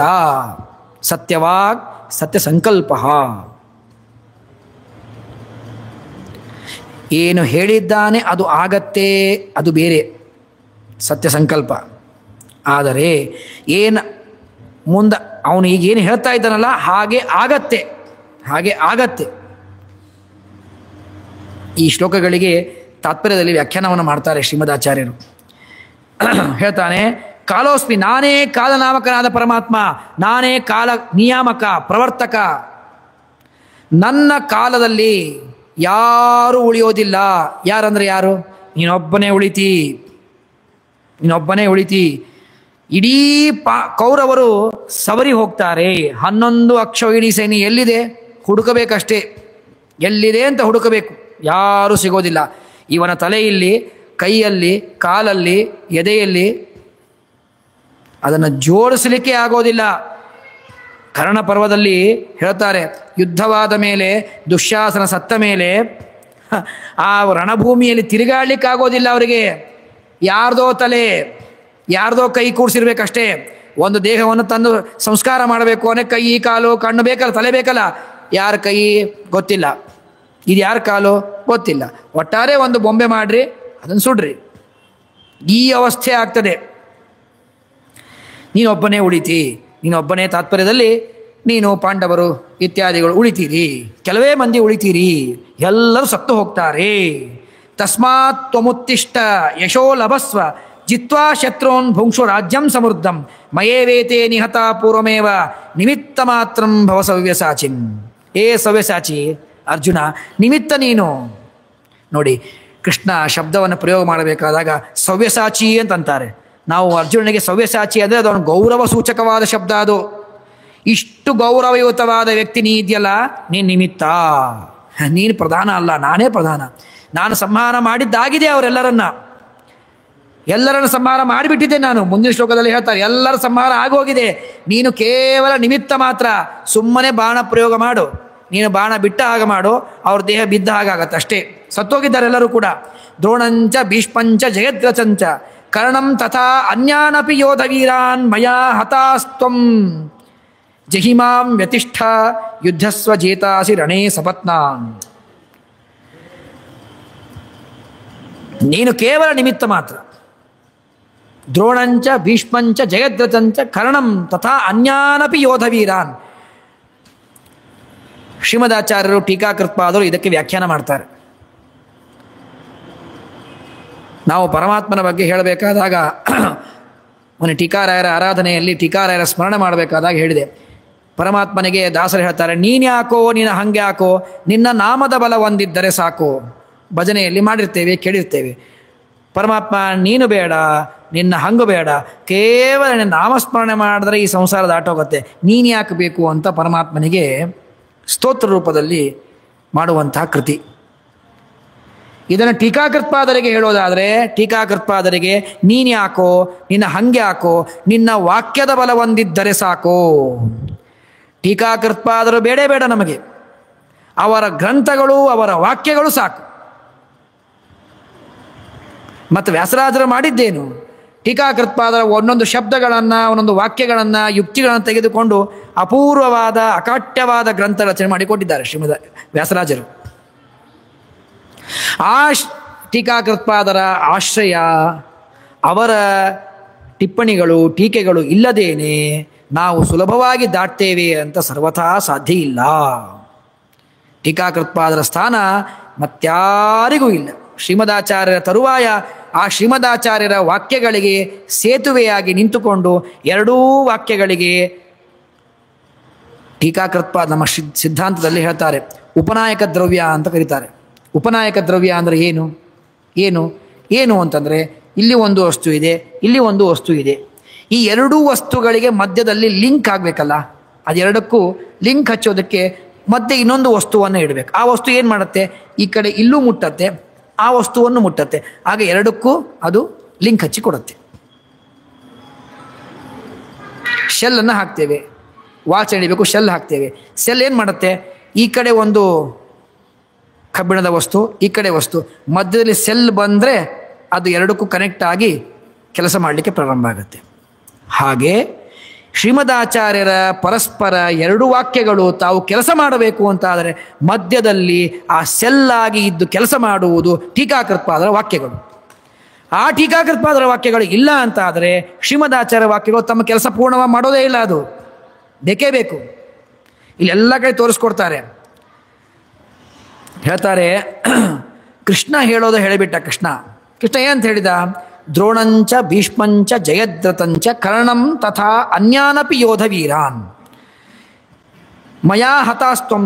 ಇವರೆಲ್ಲರೂ ಸತ್ತೋಗಿದ್ದಾರೆ, ನಾ ಕೊಂದ್ಬಿಟ್ಟಿದ್ದೇನೆ ಇವರೆಲ್ಲರನ್ನ. ಯಾರನ್ನ ಕೊಂದಿದ್ದೀನಿ, ದ್ರೋಣಾಚಾರ್ಯನ ಕೊಂದಾಗಿದೆ, ಭೀಷ್ಮಾಚಾರ್ಯನ ಕೊಂದಾಗಿದೆ, ಜಯದ್ರಥನನ್ನು ಕೊಂದಾಗಿದೆ, ಕರ್ಣನನ್ನು ಕೊಂದಾಯಿತು, ಜೊತೆಗೆ ಅನ್ಯಾನಪಿ ಯೋಧವೀರಾನ್, ಇನ್ನೂ ಅನೇಕ ಯೋಧರನ್ನ ವೀರರನ್ನ ಸಂಹಾರ ನಾನು ಮಾಡಿಬಿಟ್ಟಿದ್ದೇನೆ. ಅರ್ಜುನ ನೀನು ನಿಮಿತ್ತ ಮಾತ್ರ ಅಷ್ಟೇ, ನೀನು ನಿಮಿತ್ತ ಮಾತ್ರ, ಬಾ ಅವ್ರನ್ನ ಕೊಲ್ಲು. ಇಲ್ಲಿ ಎರಡು ಪ್ರಶ್ನೆಗಳನ್ನು ಟೀಕಾಕೃತ್ಪಾದರು ಎತ್ಕೋತಾರೆ. ಸಂತೋಷ ನೋಡು, ಭೀಷ್ಮಾಚಾರ್ಯರು, ದ್ರೋಣಾಚಾರ್ಯರು, ಕರ್ಣ ಇವರೆಲ್ಲರೂ ಕೂಡ ದೇವಾಂಶ ಸಂಭೂತರು. ಇವರನ್ನು ಪ್ರತ್ಯೇಕವಾಗಿ ಇವರ ಹೆಸರನ್ನು ಕೃಷ್ಣ ಕೋಟ್ ಮಾಡಲಿಕ್ಕೆ ಒಂದು ಅರ್ಹತೆ ಇದೆ ಅವರಿಗೆ. ಕೃಷ್ಣ ತನ್ನ ಬಾಯಿಯಿಂದ ಇಷ್ಟು ಹೇಳ್ಬೋದಾಗಿತ್ತು, ಎಲ್ಲ ಕೌರವರನ್ನು ನಾನು ಕೊಂದುಬಿಟ್ಟಿದ್ದೇನೆ, ನೀನು ನಿಮಿತ್ತ ಮಾತ್ರ. ಕೃಷ್ಣ ಹಾಗೆ ಹೇಳಿಲ್ಲ. ಏನು ಹೇಳ್ದ, ದ್ರೋಣಾಚಾರ್ಯರನ್ನು, ಭೀಷ್ಮಾಚಾರ್ಯರನ್ನು, ಕರ್ಣನನ್ನು, ಜಯದ್ರಥನನ್ನು ನಾನು ಕೊಂದಾಯಿತು, ಜೊತೆಗೆ ಇನ್ನೂ ಅನೇಕರನ್ನು ಕೊಂದುಬಿಟ್ಟಿದ್ದೇನೆ, ನೀನು ನಿಮಿತ್ತ ಮಾತ್ರ. ಅಲ್ಲಿ ಜಯದ್ರಥನ ಹೆಸರನ್ನು ಯಾಕೆ ಸೇರಿಸಿದ್ರು, ಏನು ಜಯದ್ರಥನ ದೊಡ್ಡಸ್ತಿಕೆಯಲ್ಲಿ ಸೇರಿಸಲಿಕ್ಕೆ? ಕೃಷ್ಣ ಕೋಟ್ ಮಾಡಿದ್ದಾನೆ ಜಯದ್ರಥನನ್ನು, ಏನು ಒಂದು ದೊಡ್ಡಸ್ತಿಕೆ ಜಯದ್ರಥಂದು? ದ್ರೋಣಾಚಾರ್ಯರು, ಭೀಷ್ಮಾಚಾರ್ಯರು, ಕರ್ಣ ಇವರೆಲ್ಲ ದೇವಾಂಶ ಸಂಭೂತರು, ಅವರಿಗೆ ವಿಶೇಷ ಒಂದು ಸ್ಥಾನಮಾನ ಇದೆ, ಅವರನ್ನು ನಾನು ಸಂಹಾರ ಮಾಡಿದ್ದೀನಿ ಅಂತ ಕೌಂಟ್ ಮಾಡಿದ್ರೆ ಓಕೆ. ನಾವು ಒಂದು ಮಠದಲ್ಲಿ ಸೇವೆಯನ್ನು ಮಾಡಿಸಿರ್ತೀವಿ, ಸ್ವಾಮಿಗಳು ಬಂದಿರ್ತಾರೆ, ಎಲ್ಲ ಸೇವಾಕರ್ತರ ಹೆಸರು ಹೇಳ್ತಾ ಇರ್ತೀವಿ. ಎಲ್ಲ ಸೇವಾಕರ್ತರು ಅಂದರೆ ಎಷ್ಟು ಜನ ಹೆಸರು ಹೇಳ್ತೀವಿ? ಅಲ್ಲಿ ಮಠದಲ್ಲಿ ಬೋರ್ಡ್ ಹಾಕಿರ್ತಾರೆ, ಸೇವೆ ಮಾಡಿಸಿದವರು ಸೇವಕರು, ಮಹಾಸೇವಕರು, ಪೋಷಕರು, ಮಹಾಪೋಷಕರು, ಸಾಮ್ರಾಟ್ ಪೋಷಕರು. ನಾವೇನು ಮಾಡ್ತೀವಿ? ಸಾಮ್ರಾಟ್ ಪೋಷಕರ 4 ಮಂದಿ ಹೆಸರು ಹೇಳ್ತೀವಿ. ಎಲ್ಲರ ಹೆಸರು ಹೇಳೋಕ್ಕಾಗತ್ತಾ? 1000 ರೂಪಾಯಿ ಚೀಟಿ ಮಾಡಿಸಿದವನು ಹೆಸರು ಹೇಳೋಕ್ಕಾಗತ್ತಾ? ಆಗಲ್ಲ. ಒಂದು 4 ಜನದ ಹೆಸರು ಹೇಳ್ತೀವಿ. ಓ, ಇವ್ರು 4 ಜನದ ಹೆಸರು ಹೇಳಿದ್ರೆ ಇವ್ರು 4 ಜನ ಮಹಾದಾನಿಗಳು ಅಂತ ಹೆಸರು ನಮ್ಗೆ ಗೊತ್ತಾಗತ್ತೆ. ಅವ್ರ ಹೆಸರು ನಮಗೆ ಪರಿಚಯ ಆಗತ್ತೆ. ದೊಡ್ಡವರು, ಓ ದೊಡ್ಡವರಪ್ಪ ಅದಕ್ಕೆ ಹೇಳಿದ್ದಾರೆ. ಹಾಗೆ ಕೃಷ್ಣ ಈ 4 ಜನರ ಹೆಸರನ್ನು ಹೇಳ್ತಾ ಇದ್ದಾನೆ. ಕೃಷ್ಣ ಈಗ ದ್ರೋಣಾಚಾರ್ಯರು, ಭೀಷ್ಮಾಚಾರ್ಯರು, ಕರ್ಣ, ಜಯದ್ರಥ. ಈ 4 ಹೆಸರುಗಳಲ್ಲಿ ದ್ರೋಣಾಚಾರ್ಯರು ಓಕೆ, ಭೀಷ್ಮಾಚಾರ್ಯರು ಓಕೆ, ಕರ್ಣ ಆಗಲಿ. ಜಯದ್ರಥ ಯಾಕೆ ಬೇಕು ಮಧ್ಯದಲ್ಲಿ? ಯಾಕೆ ಬೇಕು ಜಯದ್ರಥ? ಅವನೇನು ಮಾಡಿದ್ದಾನೆ? ಮಹಾವೀರನ ಯಾಕೆ ಅಂತ ಕೇಳಿದ್ರೆ ಅದಕ್ಕೆ ನಿರ್ಣಯವನ್ನು ಕೊಟ್ಟು ಹೇಳ್ತಾರೆ. ಯಹ ಅಸ್ಯ ಶಿರಃ ಚಿನ್ನಂ ಭೂಮೌ ಪಾತಯೇತ್ ತಚ್ಚಿರಃ ವಿದ್ಯತಾಂ ಇತಿ ಪಿತೃದತ್ತಾತ್ ಅತಿಬಲಿಷ್ಠಃ. ಜಯದ್ರಥ ಅವನ ತಂದೆ ವೃದ್ಧಕ್ಷತ್ರ. ಆ ವೃದ್ಧಕ್ಷತ್ರ ತಾನು ವರ ಪ್ಲಸ್ ಶಾಪ. ಮಗನಿಗೆ ವರ, ಕೊಂದವನಿಗೆ ಶಾಪ. ಮಗನಿಗೆ ವರ ಏನು ಕೊಟ್ಟಿದ್ದ? ನಿನ್ನ ತಲೆಯನ್ನು ಯಾರು ಕತ್ತರಿಸ್ತಾರಲ್ಲ ಅವರ ತಲೆ, ನಿನ್ನ ತಲೆಯನ್ನು ಯಾರು ಕತ್ತರಿಸಿದಾಗ ತಲೆ ಕೆಳಗೆ ಬಿದ್ದರೆ ಕತ್ತರಿಸಿದವರು ಅವರ ತಲೆ 100 ಹೋಳಾಗತ್ತೆ, ಹೋಳಾಗಿ ಸಾಯ್ತಾರೆ. ಇದು ಸಾಯಿಸಿದವರಿಗೆ ಶಾಪ. ಹಾಗಾದರೆ ಯಾರು ಸಾಯಿಸೋದಿಲ್ಲ ಅಂದಮೇಲೆ ಇವನಿಗೆ ವರ ಆಯ್ತದು, ಅವನಿಗೆ ವರ. ಹೀಗೆ ಕೊಂದವರನ್ನು ಕೊಂದು ಬಿಡ್ತಾನೆ ಅಂತಂದರೆ ಯಾರು ಕೊಲ್ಲಿಕ್ಕೆ ಬರ್ತಾರೆ? ಬರೋದಿಲ್ಲ. ಹಾಗಾದರೆ ವರವಾಯಿತು. ಹೀಗೆ ಅವನಿಗೆ ತನ್ನ ತಂದೆ ವೃದ್ಧಕ್ಷತ್ರ ಏನು ತನ್ನ ತಂದೆ ಇದ್ದ, ಜಯದ್ರಥ ತಂದೆ, ಆ ತಂದೆ ಕೊಟ್ಟ ಏನು ವರ ಇದೆ, ಈ ವರದಿಂದ ಅವನೂ ಬಲಿಷ್ಠನಾಗಿದ್ದ. ಹಾಗಾಗಿಯೇನೆ ಅವನೇನು ದೇವತೆ ಅಲ್ಲ, ಅವನೇನು ಮಹಾದಾನಿ ಅಲ್ಲ, ಸಾಮ್ರಾಟ್ ಪೋಷಕ ಅಲ್ಲ, ಉದಯಾಸ್ತಮಾನ ಸೇವಾ ಮಾಡಿಸಿಲ್ಲ, 10 ಲಕ್ಷ ರೂಪಾಯಿ ಕೊಟ್ಟಿಲ್ಲ. ಆದರೂ ಅವನ್ನ ಲಿಸ್ಟ್ ಹೋಗಿ ತಂದ್ವಿ. ಯಾಕೆ? ಅವನು ತನುಮನ ಧನದಿಂದ ಸಹಾಯ ಮಾಡ್ರಿ ಅಂತ ಬೋರ್ಡ್ ಹಾಕಿರ್ತಾರೆ. ಅವನು ಧನದಿಂದ ಮಾಡದೇ ಇದ್ರು ತನುವಿನಿಂದ ಬಹಳ ಸಹಾಯ ಮಾಡ್ಯಾನ್ರಿ, ಅವನು ಸೇರಿಸ್ರಿ ಹೆಸರನ್ನ ಅಂತ. ಹಾಗಿದ್ದ ಹಾಗೆ ಕೃಷ್ಣ ಹೇಳ್ತಾನೆ, ಈ ಜಯದ್ರಥ ಅವನ ತಂದೆ ಕೊಟ್ಟ ವರ ಏನಿದೆಯಲ್ಲ ಅದರಿಂದ ಅತಿ ಬಲಿಷ್ಠನಾಗಿದ್ದ. ಆದ್ದರಿಂದಾಗಿ ಈ ಬಲಿಷ್ಠರ ಗುಂಪಿನಲ್ಲಿ ಅವನನ್ನು ಕೃಷ್ಣ ಸೇರಿಸಿದ ಅಂತ ಶ್ರೀಮದಾಚಾರ್ಯರ ವಾಕ್ಯಗಳಿಗೆ ಟೀಕಾಕೃತ್ಪಾದರು ಅರ್ಥವನ್ನು ಮಾಡಿಕೊಡ್ತಾರೆ. ಸರಿ, ಕೃಷ್ಣ ಕೊಂದುಬಿಟ್ಟಿದ್ದೀನಿ, ಇವರೆಲ್ಲರನ್ನು ನಾನು ಕೊಂದು ಮುಗಿಸಿಬಿಟ್ಟಿದ್ದೇನೆ. ಮತ್ತೆ ನೀನು ಕೊಂದಿದ್ದ ಮೇಲೆ ಮತ್ತೇನು ಕೊಲ್ಲೋದು? ಮೃತಮಾರಣಮಿವ, ಸತ್ತ ಹಾವನ್ನು ಮತ್ತೇನು ಸಾಯಿಸೋದು? ಹೊಡೆಯೋದೇನು? ಸತ್ತೋಗಿದೆಯಲ್ಲ, ಮತ್ತೇನು ಸಾಯಿಸೋದು? ಕೃಷ್ಣ ನೀನು ಕೊಂದುಬಿಟ್ಟಿದ್ದಿ ಎಲ್ಲರನ್ನ. ನಾನು ಕೃಷ್ಣ ಏನಂದ? ಎಲ್ಲರ ಸಂಹಾರ ಮಾಡಿದ್ದಾಗಿದೆ, ನೀನು ನಿಮಿತ್ತ ಮಾತ್ರ, ಯುದ್ಧವನ್ನಾಡು, ನೀನೇ ಗೆಲ್ತಿ, ರಾಜ್ಯವನ್ನು ನೀನು ಅವಶ್ಯವಾಗಿ ಭೋಗ ಮಾಡ್ತಿ, ಧೈರ್ಯವಾಗಿ ಯುದ್ಧವಾಡು. ಅರೆ, ಕೊಂದಿದ್ದಾಗಿದೆ, ಮತ್ತೇನು ಕೊಲ್ಲೋದು? ಹೇಗೆ ಎರಡನ್ನು ಹೊಂದಿಸ್ತೀರಿ ಕೃಷ್ಣನ ವಾಕ್ಯಗಳನ್ನು? ಯಾರನ್ನ ಕೃಷ್ಣ ಯಾವಾಗ ಕೊಂದ? ಯಾರನ್ನ ಯಾವಾಗ ಕೊಂದಿದ್ದಾನೆ? ಭೀಷ್ಮಾಚಾರ್ಯನ ಯಾವಾಗ ಕೊಂದ? ದ್ರೋಣಾಚಾರ್ಯನ ಯಾವಾಗ ಕೊಂದ? ಕರ್ಣನ ಯಾವಾಗ ಕೊಂದ? ದುರ್ಯೋಧನ ಯಾವಾಗ ಕೊಂದ? ಅದಕ್ಕೆ ಸಾವು ಅಂತ ಅನ್ನೋದೇನಿದೆಯಲ್ಲ, ಸಾಯೋದೇನಿದೆಯಲ್ಲ, ಕುತ್ತಿಗೆಯನ್ನು ಕತ್ತರಿಸಿಕೊಂಡು ಪ್ರಾಣವನ್ನು ಬಿಟ್ಟರೇನೆ ಸಾಯೋದು ಅಂತಲ್ಲ. ಭಾಗವತ ಪ್ರಥಮ ಸ್ಕಂದದಲ್ಲಿ ತಿಳಿಸಿಕೊಡ್ತಾರೆ. ಮಹಾಭಾರತದ ಆ ಕಡೇ ಭಾಗವನ್ನು ದುರ್ಯೋಧನ ಏನು ಕೆಳಗೆ ಬೀಳ್ತಾನೆ, ಆ ಭಾಗವನ್ನು ಭಾಗವತ ಪ್ರಥಮ ಸ್ಕಂದದಲ್ಲಿ ಸ್ವಲ್ಪ ಹೇಳಬೇಕಾದಾಗ ಅಶ್ವತ್ಥಾಮಾಚಾರ್ಯರ ಮಣಿಯನ್ನು ಕಿತ್ತುವ ಪ್ರಸಂಗ ಬರ್ತದೆ.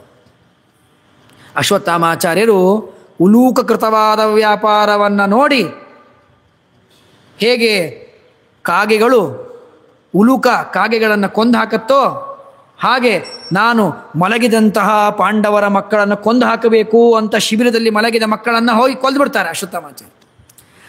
ಆ ಅಶ್ವತ್ಥಾಮಾಚಾರ್ಯ ಕೊಂದಿದ್ದಕ್ಕೋಸ್ಕರವಾಗಿ ಅರ್ಜುನ ತಾನು ಶಪಥ ಮಾಡ್ತಾನೆ, ನಾನು ಈ ಅಶ್ವತ್ಥಾಮಾಚಾರ್ಯನ ಸಂಹಾರ ಮಾಡ್ತೇನೆ ಅಂತ ಬೆನ್ನು ಹತ್ತಾರೆ, ಹಿಡ್ಕೊಂಬರ್ತಾರೆ, ದ್ರೌಪದಿ ಕಾಲು ಕೆಳಗೆ ಹಾಕ್ತಾರೆ, ಎಲ್ಲ ಸರಿ. ಕೊಲ್ಲಬೇಕು ಅಂದರೆ ಮೊದಲನೇದ್ದು ಗುರುಪುತ್ರರು. ದ್ರೋಣಾಚಾರ್ಯರು ಪಾಂಡವರಿಗೆ ಗುರುಗಳು. ಆ ಗುರುಗಳ ಮಗ ಅಶ್ವತ್ಥಾಮಾಚಾರ್ಯರು ಗುರುಪುತ್ರ, ಗುರುಗಳ ಸಮಾನ, ಕೊಲ್ಲಿಕ್ಕೆ ಬರೋದಿಲ್ಲ. ಮೇಲಾಗಿ ಬ್ರಾಹ್ಮಣ, ಕೊಲ್ಲಿಕ್ಕೆ ಬರೋದಿಲ್ಲ. ಹಾಗಾದರೆ ಕೊಲ್ಲಬೇಕೋ ಬಿಡಬೇಕು? ಕೊಲ್ಲಲಿಲ್ಲ ಅಂತ ಆಗಿಬಿಟ್ರೆ ಅರ್ಜುನ ಮಾಡಿದ ಪ್ರತಿಜ್ಞೆ ಹೋಯಿತು, ಪ್ರತಿಜ್ಞಾಭ್ರಷ್ಟನಾದ. ಕೊಲ್ಲೋಣ ಅಂತಂದರೆ ಕೊಲ್ಲಿಕ್ಕೆ ಬರೋದಿಲ್ಲ, ಗುರುಪುತ್ರ ಬ್ರಾಹ್ಮಣ, ಏನು ಮಾಡಬೇಕು? ಕೃಷ್ಣ ಉಪಾಯ ಹೇಳ್ತಾನೆ. ಸಾಯಿಸೋದು ಅಂದರೆ ಏನು ಅಂದ್ಕೊಂಡಿದ್ಯಾ ಅರ್ಜುನ? ಗಾಂಡೀವವನ್ನು ಎತ್ತಿ ಅವನಿಗೆ ಬಾಣವನ್ನು ಬಿಟ್ಟು ತಲೆಯನ್ನು ಕತ್ತರಿಸೋದು, ಇದೇ ಸಾಯಿಸ್ದಂಗ? ಅಲ್ಲ ಅಲ್ಲ ಅಲ್ಲ ಅಲ್ಲ. ಬ್ರಾಹ್ಮಣರಿಗೆ ಸಾವು ಅಂದರೆ ಏನು? ಅವರಿಗೆ ಅವಮಾನವನ್ನು ಮಾಡಿ ಊರಿಂದ ಹೊರಗೆ ಹಾಕುವುದೇ ಅವರಿಗೆ ಸಾವು. ಬ್ರಾಹ್ಮಣರಿಗೆ ಕೊಲ್ಲಬೇಕು, ಯಾವುದೇ ಬ್ರಾಹ್ಮಣನಿಗೆ ಕೊಲ್ಲಬೇಕು ಅಂದರೆ ಅವನಿಗೇನು ಹೋಗಿ ಚೂರಿ ಹಾಕಬೇಕಾಗಿಲ್ಲ.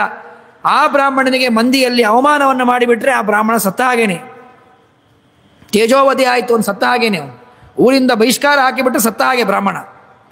ಹೀಗೆ ಸಾವು ಅನ್ನೋದು ಆಯಾ ಸಂದರ್ಭಗಳಲ್ಲಿ ಬೇರೆ ಬೇರೆ ರೀತಿಯಾದ ಆಯಾಮವನ್ನು ಪಡೀತದೆ ಸಾವು ಅನ್ನೋದು. ಕೃಷ್ಣ ಏನಂದ? ಎಲ್ಲರನ್ನ ಕೊಂದುಬಿಟ್ಟಿದ್ದೇನೆ ಅಂತಂದ. ಎಲ್ಲರನ್ನ ಕೊಂದಿದ್ದೇನೆ ಅಂದರೆ ಎಲ್ಲೆಲ್ಲಿ ಕೊಂದಿದ್ದಾನೆ?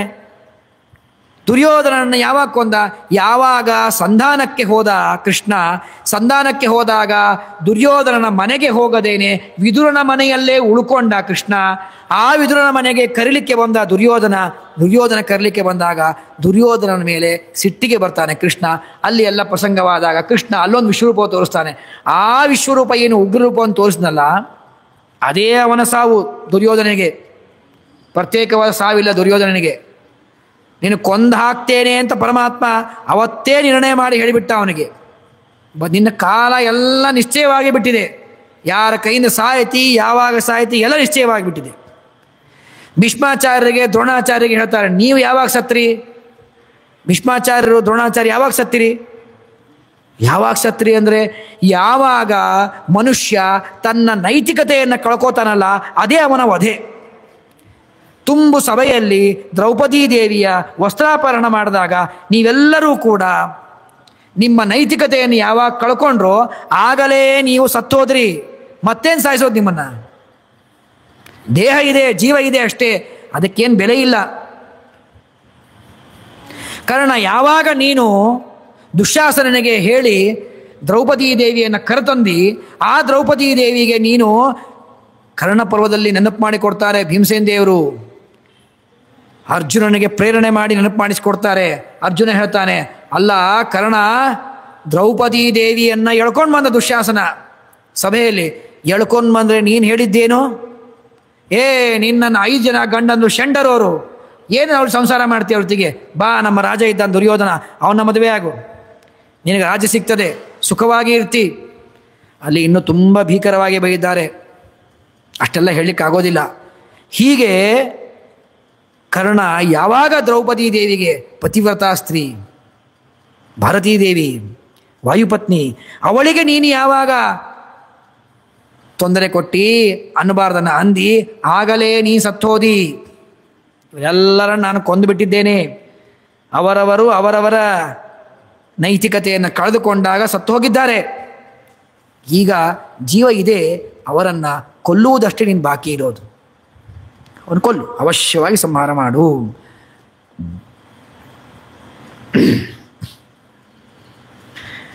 ಹೀಗೆ ಯುದ್ಧಸ್ವ ಜೇತಾಸಿ ರಣೇ ಸಪತ್ನಾನ್, ನಿನಗೆ ಜಯ ನಿಶ್ಚಿತವಾಗಿ ಆಗತ್ತೆ, ಜಯ ಆಗೇ ಆಗತ್ತೆ, ಯಾವ ಸಂದೇಹ ಬೇಡ, ಅವಶ್ಯವಾಗಿ ಯುದ್ಧ ಮಾಡು.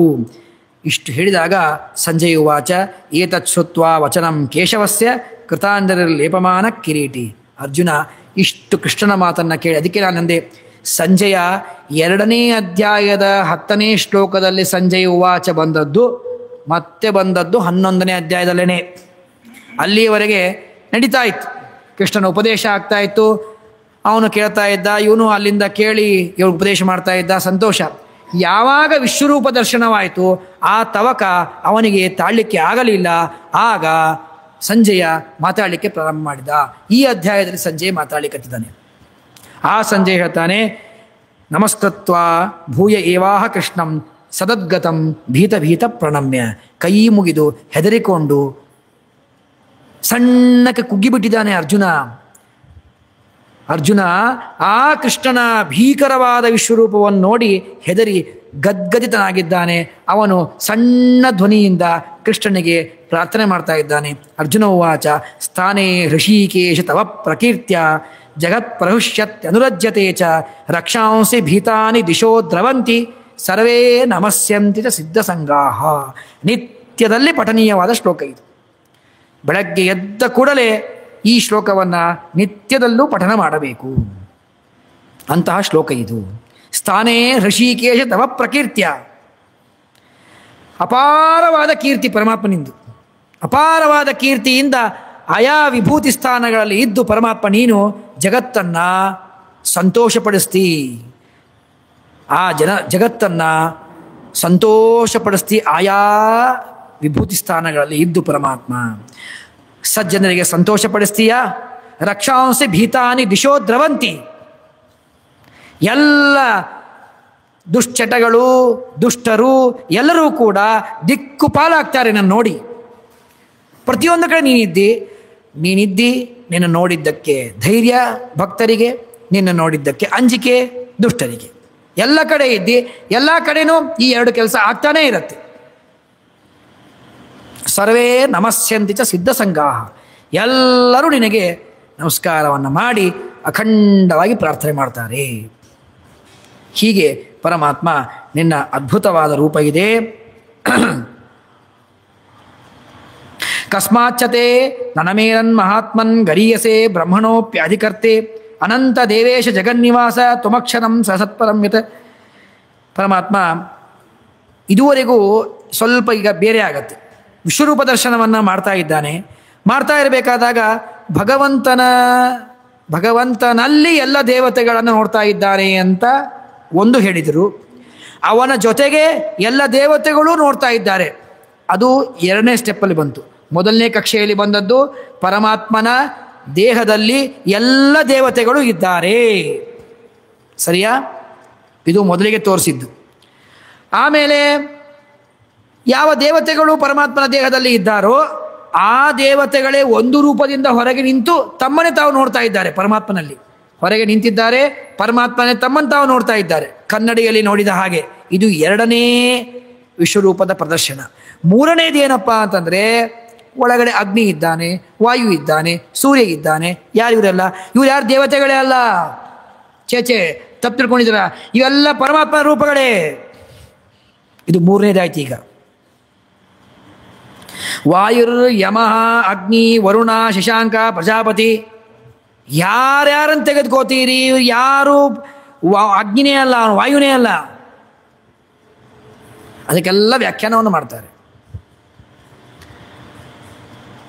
ಬಲಜ್ಞಾನ ಸ್ವರೂಪತ್ವಾತ್ ವಾಯು. ಮುಖ್ಯವಾಗಿ ವಾಯು ಶಬ್ದ ವಾಚ್ಯನಾದವನು ಪರಮಾತ್ಮನೇ. ಅವನೇ ಇದ್ದಾನೆ ಒಳಗಡೆ. ವಾಯು ರೂಪದಿಂದ ಅವನೇ ಇದ್ದಾನೆ ಒಳಗಡೆ. ಯಮ ಅಗ್ನಿ ಅಗ್ರತ್ವಾಲ್ ಅಗ್ನಿನಾಮಾಸೌ. ಸ್ವತಃ ಗಮನಶೀಲವಾಗದೇ ಇರುವಂತಹ ಈ ಜಗತ್ತಿಗೆ ಮುಂದೆ ನಿಂತು ನಾಯಕನಾಗಿ ಜಗತ್ತನ್ನು ನಡೆಸುವವನು. ಹಾಗೆ ಪರಮಾತ್ಮ ಅವನೇ ಅಗ್ನಿ, ಅವನೇ ಶಶಾಂಕ. ಗೊತ್ತಾಯ್ತಲ್ಲ? ಮೂರು ಹಂತವಾಯ್ತು. ಈಗ ಪರಮಾತ್ಮ ಎಲ್ಲ ದೇವತೆಗಳಿದ್ದಾರೆ. ಆ ಎಲ್ಲ ದೇವತೆಗಳಿಂದ ಸಹಿತನಾದ ಪರಮಾತ್ಮನನ್ನ ಅರ್ಜುನ ನೋಡ್ತಾ ಇದ್ದಾನೆ. ಒಂದು, ಎಲ್ಲ ದೇವತೆಗಳು ಪರಮಾತ್ಮನಲ್ಲಿದ್ದಾರೆ, ಆಯಾ ದೇವತೆಗಳೇ ಹೊರಗೆ ನಿಂತು ತಮ್ಮನ್ನೇ ತಾವು ನೋಡ್ಕೋತಾ ಇದ್ದಾರೆ. ಎರಡು, ಮೂರನೆಯದು ದೇವತೆಗಳೇ ಅಲ್ಲ, ಅವರ ಅಂತರ್ಯಾಮಿಯಾಗಿ ಪರಮಾತ್ಮ ಹಾಗೆ ತೋರ್ತಾ ಇದ್ದಾನೆ. ಅಗ್ನಿಯಂತೆ ಪರಮಾತ್ಮ ತೋರ್ತಾ ಇದ್ದಾನೆ. ಅದು ಅಗ್ನಿ ಅಂದರೆ ಪರಮಾತ್ಮನೇ ಅವನು. ಹೀಗೆ ಪರಮಾತ್ಮ ವಿಶ್ವರೂಪವನ್ನು ತೋರಿಸ್ತಾ ಇದ್ದಾನೆ. ಪರಮಾತ್ಮನಿಗೆ ಎಲ್ಲಿಂದ ನಮಸ್ಕಾರ ಮಾಡಬೇಕು? ದೇವರಿಗೆ, ವೆಂಕಟೇಶ್ ದೇವರಿಗೆ ಬಲಭಾಗದಿಂದ ಮುಂದೆ ಬಂದು ನಮಸ್ಕಾರ ಮಾಡ್ತೇವೆ. ದೇವರ ಹಿಂದೆ ನಮಸ್ಕಾರ ಮಾಡುವುದಿಲ್ಲ. ಆಚಾರ್ಯರು ಮುಂದಿದ್ದಾರೆ, ಹಿಂದಿನ ನಮಸ್ಕಾರ ಮಾಡಿದರೆ ಯಾರಿಗೆ ನಮಸ್ಕಾರ ಮಾಡಬೇಕದು? ಈ ಸಮಸ್ಯೆ ಬಂತು ಅರ್ಜುನನಿಗೆ. ಯಾಕೆ? ಎಲ್ಲಿ ನೋಡಿದ್ರು ಪರಮಾತ್ಮ ವ್ಯಾಪ್ತನಾಗಿ ಬಿಟ್ಟಿದ್ದಾನೆ. ಎಲ್ಲಿ ನೋಡಿದ್ರು ಕಾಲು, ಎಲ್ಲಿ ನೋಡಿದ್ರು ಮುಖ, ಎಲ್ಲಿ ನೋಡಿದ್ರು ಕೈ, ಎಲ್ಲಿ ನೋಡಿದ್ರು ಕಣ್ಣು, ಎಲ್ಲೂ ಕಿರೀಟ, ಎಲ್ಲ ಕಡೆ ಪರಮಾತ್ಮನೇ. ಎಲ್ಲಿ ನಮಸ್ಕಾರ ಮಾಡಬೇಕು? ಪರಮಾತ್ಮನ ಒಂದೊಂದು ರೂಪಗಳು ಕೂಡ ಸೂಕ್ಷ್ಮವಾಗಿ ತೋರ್ತಾ ಇದೆ. ಬೇಲೂರು ಚೆನ್ನಕೇಶವ ದೇವರ ಪ್ರತಿಮೆ ಇದೆ, ಬೆಣ್ಣೆಯ ಹಾಗೆ ಕಾಣಿಸುತ್ತೆ. ಮಣ್ಣೂರಿನ ಚೆನ್ನಕೇಶವ ದೇವರ ಪ್ರತಿಮೆ ಇದೆ, ಬೆಣ್ಣೆಯಾಗಿ ಕಾಣಿಸುತ್ತೆ. ನೋಡಿದ್ರೇ ಬೆಣ್ಣೆ ಇದ್ದಂಗಿರುತ್ತೆ ಪ್ರತಿಮಾ. ಅದು ಮುಟ್ಟಿದ್ರೆ ಹೆದರಿಕೆ ಆಗತ್ತೆ, ಎಲ್ಲಿ ಇಚ್ಕೋಬಿಡುತ್ತೋ ಪ್ರತಿಮಾ ಅಂತ. ಅಷ್ಟು ಸುಂದರವಾದ ಪ್ರತಿಮಾ. ಆ ಕೇಶವದೇವರ ಸುತ್ತಲೂ ದಶಾವತಾರಗಳನ್ನು ಕೆತ್ತಿದ್ದಾರೆ. ಅನೇಕ ನವೀನ ಪ್ರತಿಮೆಗಳಲ್ಲೂ ಕೂಡ ಕೆತ್ತಿರ್ತಾರೆ. ಆದರೆ ಇಲ್ಲಿ ಹೇಗಿದೆ, ಚೆನ್ನಕೇಶವದೇವರ ಸುತ್ತಲೂ ದಶಾವತಾರ ಪ್ರತಿಮೆ ಕೆತ್ತಿದ್ದಾರೆ. ಆ ದಶಾವತಾರ ಪ್ರತಿಮೆ ಎಷ್ಟು ಸ್ಪಷ್ಟವಾಗಿದೆ ಅಂದರೆ ಅದಕ್ಕೆ ಕಣ್ಣು, ಕಿವಿ, ಮೂಗು, ಕಾಲು, ಉಗುರು ಅಷ್ಟು ಸ್ಪಷ್ಟವಾಗಿ ಕೆತ್ತಿದ್ದಾರೆ ಅಥವಾ ವ್ಯಕ್ತವಾಗಿದೆ ಆಯಾ ಪ್ರತಿಮೆಗಳಲ್ಲಿ. ಹಾಗೆ ಪರಮಾತ್ಮನ ಒಂದು ರೂಪ, ಒಂದು ರೂಪದೊಳ ಅಂತರೂಪಗಳು ಗುಣಸಹಿತವಾಗಿ ಇದ್ದವು. ಫಲವಿದು ಬಾದುದಕ್ಕೆ ಎನ್ನುವಂತಹ ಪದ್ಯದಲ್ಲಿ ಹೇಳ್ತಾರೆ, ಎಲ್ಲ ಗುಣಗಳಿಂದ ಸಹಿತವಾದ ರೂಪ. ಅದಕ್ಕೆ ನಾನು ಈ ದೃಷ್ಟಾಂತ ಕೊಟ್ಟಿದ್ದು. ಚೆನ್ನಕೇಶವ ದೇವರ ಪ್ರತಿಮೆ ಸುಂದರವಾಗಿದೆ ನೋಡಲಿಕ್ಕೆ, ಸುತ್ತಲೂ ಇರುವ ಸಣ್ಣ ಸಣ್ಣ ಪ್ರತಿಮೆ ಇದೆಯಲ್ಲ ಅವುಗಳು ಹೆಂಗಿದೆ, ಸುಮ್ಮನೆ ದೂರಿಂದ ನೋಡಿದ್ರೆ ಆ ದಶಾವತಾರ ಅಂತ ಕಾಣಿಸುತ್ತೆ, ಹತ್ರ ಹೋದರೆ ಅಷ್ಟು ಸ್ಪಷ್ಟವಾಗಿಲ್ಲ. ಹಂಗಲ್ಲ, ಪರಮಾತ್ಮನ ಒಂದು ರೂಪದೊಡ ಅನಂತ ರೂಪ ಏನಿದೆ ಆ ಅನಂತ ರೂಪಗಳು ಕೂಡ ಅತಿ ಸ್ಪಷ್ಟವಾದ ರೂಪ. ಅಷ್ಟೇ ಸ್ಪಷ್ಟತೆ ಇದು ಅವರವರ ಯೋಗ್ಯತೆ ತಕ್ಕ ಹಾಗೆ ತೋರುತ್ತೆ. ಅವರವರ ಯೋಗ್ಯತೆ ತಕ್ಕ ಹಾಗೆ ಕ್ವಾಲಿಟಿ ಕ್ವಾಂಟಿಟಿ ಎರಡೂ ಕೂಡ ಶ್ರೀಮದಾಚಾರ್ಯ ನಿರ್ಣಯದಲ್ಲಿ ಹೇಳಿದ್ದಾರೆ. ಹೀಗೆ ತೋರುತ್ತೆ ಪರಮಾತ್ಮನ ಈ ರೂಪವನ್ನು ನೋಡಿ. ಇದು ಪರಮಾತ್ಮನ ವಿಶ್ವರೂಪಗಳಲ್ಲಿ ವ್ಯತ್ಯಾಸವನ್ನು, ಮೂರು ತರಹದ ವ್ಯತ್ಯಾಸವನ್ನು ತಿಳ್ಕೊಂಡಿವಿ. ಈ ಗೀತೆಯ ಈ ಅಧ್ಯಾಯವನ್ನು ಇನ್ನೊಂದು 2 ಬಾರಿ ಚೆನ್ನಾಗಿ ಅಧ್ಯಯನ ಮಾಡಿದರೆ ಅರ್ಜುನನ ಮನಸ್ಸಿನ ವ್ಯತ್ಯಾಸಗಳು ನಮಗೆ ತೋರ್ತಾ ಹೋಗುತ್ತೆ. ಅರ್ಜುನ ಮನಸ್ಸಿನ ವ್ಯತ್ಯಾಸಗಳು. ಅರ್ಜುನ ಪ್ರಾರ್ಥನೆ ಮಾಡಿದ ಮೊದಲನೇ ಶ್ಲೋಕದಲ್ಲಿ ನನಗೆ ವಿಶ್ವರೂಪವನ್ನು ತೋರಿಸುವಂತ, ಆವಾಗ ಸ್ವಲ್ಪ ಅವನಲ್ಲಿ ಹೇಗಿತ್ತು ಅಂತಂದರೆ ಒಂದು ಕಾನ್ಫಿಡೆನ್ಸ್ ಇತ್ತು. ಎಸ್, ನಾನು ಶ್ರವಣಾದಿಗಳನ್ನು ಮಾಡಿಬಿಟ್ಟಿದ್ದೀನಿ, 10 ಅಧ್ಯಾಯದಲ್ಲಿ ಬೇಕಾದ ಶ್ರವಣವಾಗಿದೆ, ಧ್ಯಾನವಾಗಿದೆ, ತೋರಿಸು ಅಪರೋಕ್ಷ ಜ್ಞಾನವನ್ನು, ಅಪರೋಕ್ಷ ಜ್ಞಾನವನ್ನು ತೋರಿಸು. ನಾನು ಚೀಟಿ ಬರೆಸಿದ್ದೇನೆ, ನಾನು 10 ಲಕ್ಷ ರೂಪಾಯಿ ಸೇವೆ ಮಾಡಿಸಿದ್ದೇನೆ, ಮುಂದೆ ಪೂಜೆ ಕೂಡಿಸ್ಬೇಕು. ಚೀಟಿ ತೋರಿಸಿ ಕೂಡಿಸ್ತಾರೆ, ಆರಾಮ್ ಶುರು ಆಗಲಿ ಬಿಡ್ರಿ ಪೂಜೆ, ಶುರು ಆಗಲಿ ಪೂಜೆ. ಅದಕ್ಕೆ ಯಾಕೆ ಚಿಂತೆ ಇದೆ, ನಾನು ಚೀಟಿ ಮಾಡಿಸಿದ್ದೀವಲ್ಲ, ನೀವು ಬರೋದಕ್ಕೆ ಫುಲ್ ಆದ್ರೆ ಏನು ಮಾಡ್ತೀಪ್ಪ, ನಿನ್ನಂತವ್ರೆ 10 ಜನ ಚೀಟಿ ಕಟ್ಟಿದ್ರೆ ಏನು ಮಾಡ್ತಿ, ಹಿಂದೆ ಕೂಡ್ತಿ. ವೆಂಕಟೇಶ್ ದೇವರ, ಶ್ರೀನಿವಾಸ ದೇವರ ಅಭಿಷೇಕ ಸೇವೆ ಇರುತ್ತೆ ಶುಕ್ರವಾರಕ್ಕೊಮ್ಮೆ, ತಿರುಪತಿ, ಮೂಲ ತಿರುಪತಿ ದೇವರಿಗೆ. ನಮ್ಮಂಥವ್ರು 1000 ಜನ ಟಿಕೆಟ್ ತೊಗೊಂಡಿರ್ತಾರೆ. ಯಾರು ಮೊದಲಿಗೆ ಹೋಗ್ತಾರೋ ಅವ್ರಿಗೆ ಮುಂದೆ ಕೂಡಿಸ್ತಾರೆ, ಆಮೇಲೆ ಹೋದವ್ರಿಗೆ ಮತ್ತೆ ಹಿಂದೆ ಕೂಡಿಸ್ತಾರೆ. ನಾನು ಚೀಟಿ ತೊಗೊಂಡಿದ್ದೀನಿ ಅಂದರೆ ತಡ ಯಾಕೆ ಬಂದೆ, ಹಿಂದೆ ಕೂಡು ಅಷ್ಟೇ, ನೀನು ಹಣೆ ಬರ. ನಾನು ಚೀಟಿ ತೊಗೊಂಡಿದ್ದೇನೆ ಅಂದರೆ ಆಗೋದಿಲ್ಲ. ನಾನು ಶ್ರವಣ ಮಾಡಿದ್ದೇನೆ, ಕೃಷ್ಣ ದರ್ಶನ ಮಾಡಿಸು. ನೋ ನೋ ನೋ, ನೀ ಬೇಕಾದ ಶ್ರವಣ ಮಾಡು, ನನಗೆ ಇಚ್ಛೆ ಬರಬೇಕು ಅಂದರೆ ದರ್ಶನ ಮಾಡಿಸ್ತೇನೆ. ಇದು ಮೊದಲಿಗೆ ಕೇಳಬೇಕಾದಾಗ ದರ್ಶನ ಮಾಡಿಸು ಅಂತ ಕೇಳಿದ. ಆಮೇಲೆ ಅವನಿಗನಿಸ್ತು, ಚೇಚೆ ದರ್ಶನ ಮಾಡಿಸೋದು ಅವನು ಕೇಳಿದೆ, ನಾನು ಹೆಂಗೆ ಮಾಡಿಸು ಅಂತ ಕೇಳಿದೆ. ಹಾಗಾದರೆ ಸ್ವಲ್ಪ ವ್ಯತ್ಯಾಸ ಮಾಡಿಕೊಂಡ. ಮನ್ಯಸೆ ಯದಿ ತಚ್ಛಕ್ಯಂ, ಸ್ವಲ್ಪ ಕೆಳಗೆ ಡೌನ್ ಆದ. ಇಲ್ಲ ಇಲ್ಲ, ನನಗೆ ಯೋಗ್ಯತೆ ಇದ್ದರೆ, ನಿನಗೆ ಇಚ್ಛೆ ಇದ್ದರೆ ನನಗೆ ದರ್ಶನ ಮಾಡಿಸಪ್ಪ. ಸ್ವಲ್ಪ ಅವನ ಮಾತಿನಲ್ಲಿ, ಅವನ ಮನಸ್ಸಿನಲ್ಲಿ ವ್ಯತ್ಯಾಸವಾಯಿತು. ಯಾವಾಗ ವಿಶ್ವರೂಪವನ್ನು ತೋರಿಸ್ಲಿಕ್ಕೆ ಪ್ರಾರಂಭ ಮಾಡ್ದ, ಕೃಷ್ಣನ ನೋಡಿ ಹೆದರಿಕೆಯಾಗಿ ಅವನ ಮಾತೇ ಬದಲಾಗೋಗುತ್ತೆ. ತಪ್ಪಾಯಿತು, ಪ್ರಾಯಶ್ಚಿತ್ತ ಮಾಡ್ಕೋಬೇಕು ಅಂತಂತಾನೆ ಅರ್ಜುನ. ಈಗ ಗಲ್ಲ ಗಲ್ಲ ಬಡ್ಕೋತಾನೆ. ಸಕೇತಿ ಮತ್ವ ಪ್ರಸವಂ ಯದುಕ್ತಂ, ಹೇ ಕೃಷ್ಣ, ಹೇ ಯಾದವ, ಹೇ ಸಕೇತಿ, ಹೇ ಕೃಷ್ಣ ಬಾರೋ ಹೋಗೋ, ಹೇ ಯಾದವ ಬಾಯಿಲಿ, ಹೇ ನಿನ್ನ ಕೈಲಿ ಏನಾಗತ್ತೆ, ನಾನು ಮಾಡ್ತೀನಿ ಹೋಗು, ನೀನು ಯಾಕೆ ಬರ್ತೀಯ ಆ ಕೆಲಸಕ್ಕೆ ಅಂತ ಕೃಷ್ಣನ್ನ ಬೇಕಾಬಿಟ್ಟು ಬಳಸ್ಕೊಂಬಿಟ್ಟಲ್ಲ ನಾನು. ಅವನೇ ಕೃಷ್ಣನ ಇವನು, ಛೇಚೆ ಎಂತ ತಪ್ಪು ಮಾಡಿದೆ ನಾನು. ಯಾವ ಕೃಷ್ಣ ಇವನು, ಇಂತಹ ವಿಶ್ವರೂಪ ತೋರಿಸ್ತಾ ಇರುವಂತಹ ಕೃಷ್ಣನನ್ನ ನಾನು ನನ್ನ ಮನೆಯ ಕೆಲಸದವಂತರ ಟ್ರೀಟ್ ಮಾಡಿದೆ ನಾನು. ಕುದುರೆಯನ್ನು ಓಡಿಸ್ಬೇಕಾದಾಗ ಈ ಕಡೆ ತಿರುಗಿಸು, ಆ ಕಡೆ ತಿರುಗಿಸು, ಏನು ಕುದುರೆ ಓಡಿಸೋ ಕೆಲಸವಾ ಅರ್ಜುನ ಕೃಷ್ಣಂದು? ಇಂತಹ ಜಗನ್ನಾಯಕನಾದ ಪರಮಾತ್ಮ ನಾನು ನನ್ನ ಮನೆಗೆ ಕೆಲಸಕ್ಕೆ ಬಳಸ್ಕೊಂಡ್ಬಿಟ್ಟೆ. ಯಚ್ಚಾಪಹಾಸಾರ್ಥಂ ಅಸತ್ಕೃತೋಸಿ ವಿಹಾರ ಶಯ್ಯಾಸನ ಭೋಜನೇಶು, ತಿರುಗಾಡಬೇಕಾದಾಗ, ಮಲ್ಕೊಂಡಾಗ, ಊಟಕ್ಕೆ ಕೂತಾಗ, ಮಾತಾಡಬೇಕಾದಾಗ, ಹರಟಿ ಹೊಡಿಬೇಕಾದಾಗ ಕೃಷ್ಣನ ಬೇಕಾದಂಗೆ ನಾನು ಅವನು ಯೂಸ್ ಮಾಡ್ಕೊಂಡ್ಬಿಟ್ಟಿದ್ದೀನಿ. ಯಾರೋ ನಾವು ದೊಡ್ಡವ್ರು ಕೂತಿರ್ತಾರೆ, ನಾವು ಕೈಲಿರ್ತೀವಿ, ಸ್ವಲ್ಪ ಅವರಿಗೆ ಆಚಾರ್ಯ ಸ್ವಲ್ಪ ಲೈಟ್ ಹಾಕ್ರಿ ಅಲ್ಲಿ, ಬೇಕಾದಾಗ ತಂದೆ ತಾಯಿ ಇರ್ತಾರೆ, ಆ ಮಗ ಸಣ್ಣ ಹುಡುಗ ಇರ್ತಾನೆ, ಆದರೂ ಅವನು ತಂದೆ ತಾಯಿ ಕಡೆಗೆ ಕೆಲಸ ಮಾಡಿಸ್ತಾನೆ.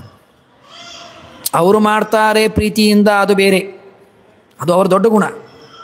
ಆದರೆ ಮಾಡಿಸ್ಕೊಳ್ಳುವುದು ಅದು ನಮ್ಮದೇ ಅಲ್ಲ. ಅರ್ಜುನ ಹೇಳ್ತಾನೆ, ಛೇ ಛೇ ಛೇ ಛೇ, ಇಂಥ ಪರಮಾತ್ಮನಿಗ ನಾನು ಸಖ, ಯಾದವ, ಕೃಷ್ಣ ಅಂತ ವ್ಯವಹಾರ ಮಾಡಿದ್ದು.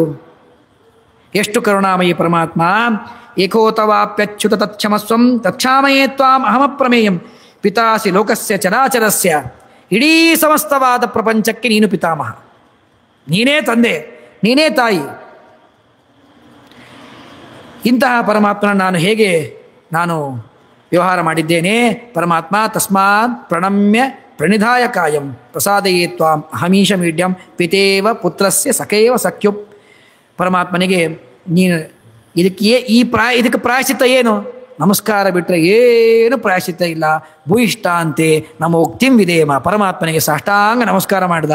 ಪರಮಾತ್ಮನ ಕೇಳ್ತಾನೆ, ಪರಮಾತ್ಮ ಈ ನಿನ್ನ ರೂಪಕ್ಕೆ ಹೆದರಿದೆ, ಮೋಹಿತನಾದೆ, ಭೀತನಾದೆ, ಸಂತೋಷಪಟ್ಟೆ, ಎಲ್ಲವೂ ಆಯಿತು, ಎಲ್ಲವೂ ಆಯಿತು. ಈ ರೂಪವನ್ನು ಹಂತ ಹಂತವಾಗಿ ನೀನು ಪ್ರದರ್ಶನ ಮಾಡಬೇಕಾದಾಗ ಆ ಪ್ರತಿಯೊಂದು ಹಂತದಲ್ಲಿಯೂ ಕೂಡ ನನಗೆ ಮನಸ್ಸಿನಲ್ಲಿ ವಿಪ್ಲವತೆ ಆಗೇ ಆಗಿದೆ.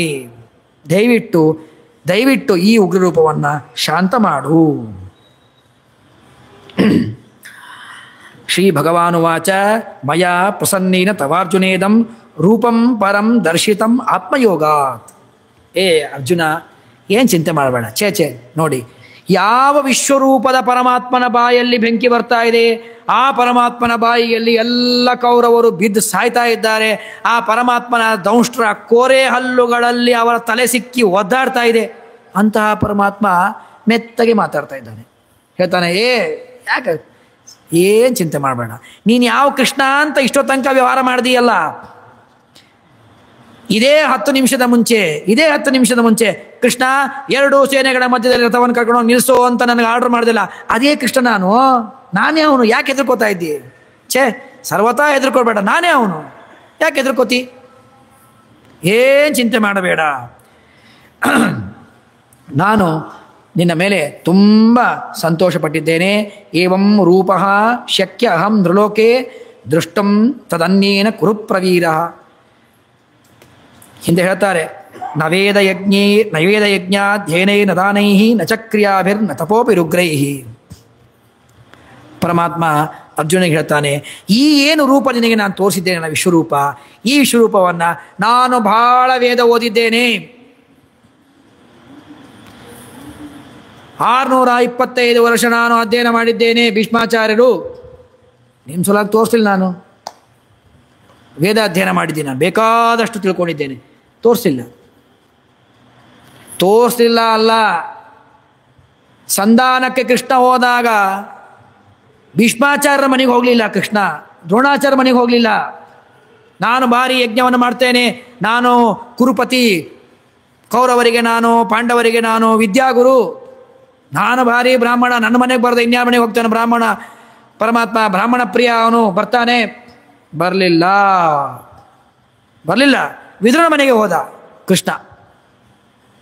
ನಾನು ಬಹಳ ಡೊನೇಷನ್ ಕೊಟ್ಟಿದ್ದೀನಿ ರೀ, ತುಂಬ ದಾನ ಮಾಡಿದ್ದೀನಿ. ನಮ್ಮ ಮನೆಗೆ ಬರದೇ ಇರ್ತಾರೆ ಸ್ವಾಮಿಗಳು, ಬಂದೇ ಬರ್ತಾರೆ. ನೋಡಿ ಇಲ್ಲೆಲ್ಲ ಈ ಇಟ್ಟಿಗೆ ಎಲ್ಲ ನಂದೇ ಇದೆಲ್ಲ ಪೂರ್ತಿ. ಆ ಹೆಸರು ಕಾಣಿಸ್ಬಾರ್ದು, ಪೇಂಟ್ ಹೊಡೆದಿದ್ದಾರೆ ಅಷ್ಟೇ, ನಂದೇ ಎಲ್ಲ ಅದು. ನನ್ನ ಮನೆಗೆ ಬರದೇ ಎಲ್ಲಿ ಹೋಗ್ತಾರೆ? ಏನೂ ಬರಲ್ಲ. ಯಮೇ ವೇಷ ವೃಣತೆ ತೇನ ಲಭ್ಯ. ಯಾರಿಗೆ ಅವರ ಮೇಲೆ ಕೃಪೆ ಬರ್ತದೋ, ಯಾರಿಗೆ ಉದ್ಧಾರ ಮಾಡಬೇಕು ಅನ್ನಿಸ್ತದೋ ಪರಮಾತ್ಮ ಅವರಲ್ಲೇ ಬರುವವನು ಪರಮಾತ್ಮ. ನಾನು ದಾನ ಕೊಟ್ಟಿದ್ದೇನೆ, ಕೊಡು. ನಾನು ಬಹಳ ಯಜ್ಞಯಾಗಾದಿಗಳನ್ನು ಮಾಡಿದ್ದೇನೆ, ಮಾಡ್ಕೋ, ನನಗೇನಾಗಬೇಕು? ಬೇಕಾದ್ದು ಮಾಡ್ಕೋ. ಏನ್ರಿ ಆಚಾರ್ಯ, ಕೃಷ್ಣನೇ ಹೇಳ್ತಾ ಇದ್ದಾನಲ್ಲ, ವೇದ ಓದಿದ್ರೆ ಬರಲ್ಲ, ಅಧ್ಯಯನ ಮಾಡಿದ್ರೆ ನಾನು ನಿನಗೆ ಒಲಿಯೋದಿಲ್ಲ, ದಾನ ಮಾಡಿದ್ರೆ ಒಲಿಯೋದಿಲ್ಲ, ನೀನು ಎಷ್ಟು ಬೇಕೋ ಹೋಮ ಹವನಾದಿಗಳು ಮಾಡು, ಜಪತಪಾದಿಗಳು ಮಾಡು, ನಿನಗೆ ಹೊಲಿಯೋದಿಲ್ಲ. ಏನು ಮಾಡ್ಬೇಕಿನ್ನು ಅವನಿಗೆ? ಏನು ಮಾಡಿದ್ರೆ ಒಲಿತಾನೆ ಅಂತ ಒಂದು ಪ್ರಶ್ನೆ, ಇದೆಲ್ಲ ಮಾಡಿದ್ರೆ ವೇಸ್ಟಾ ಅನ್ನೋದು ಇನ್ನೊಂದು ಪ್ರಶ್ನೆ.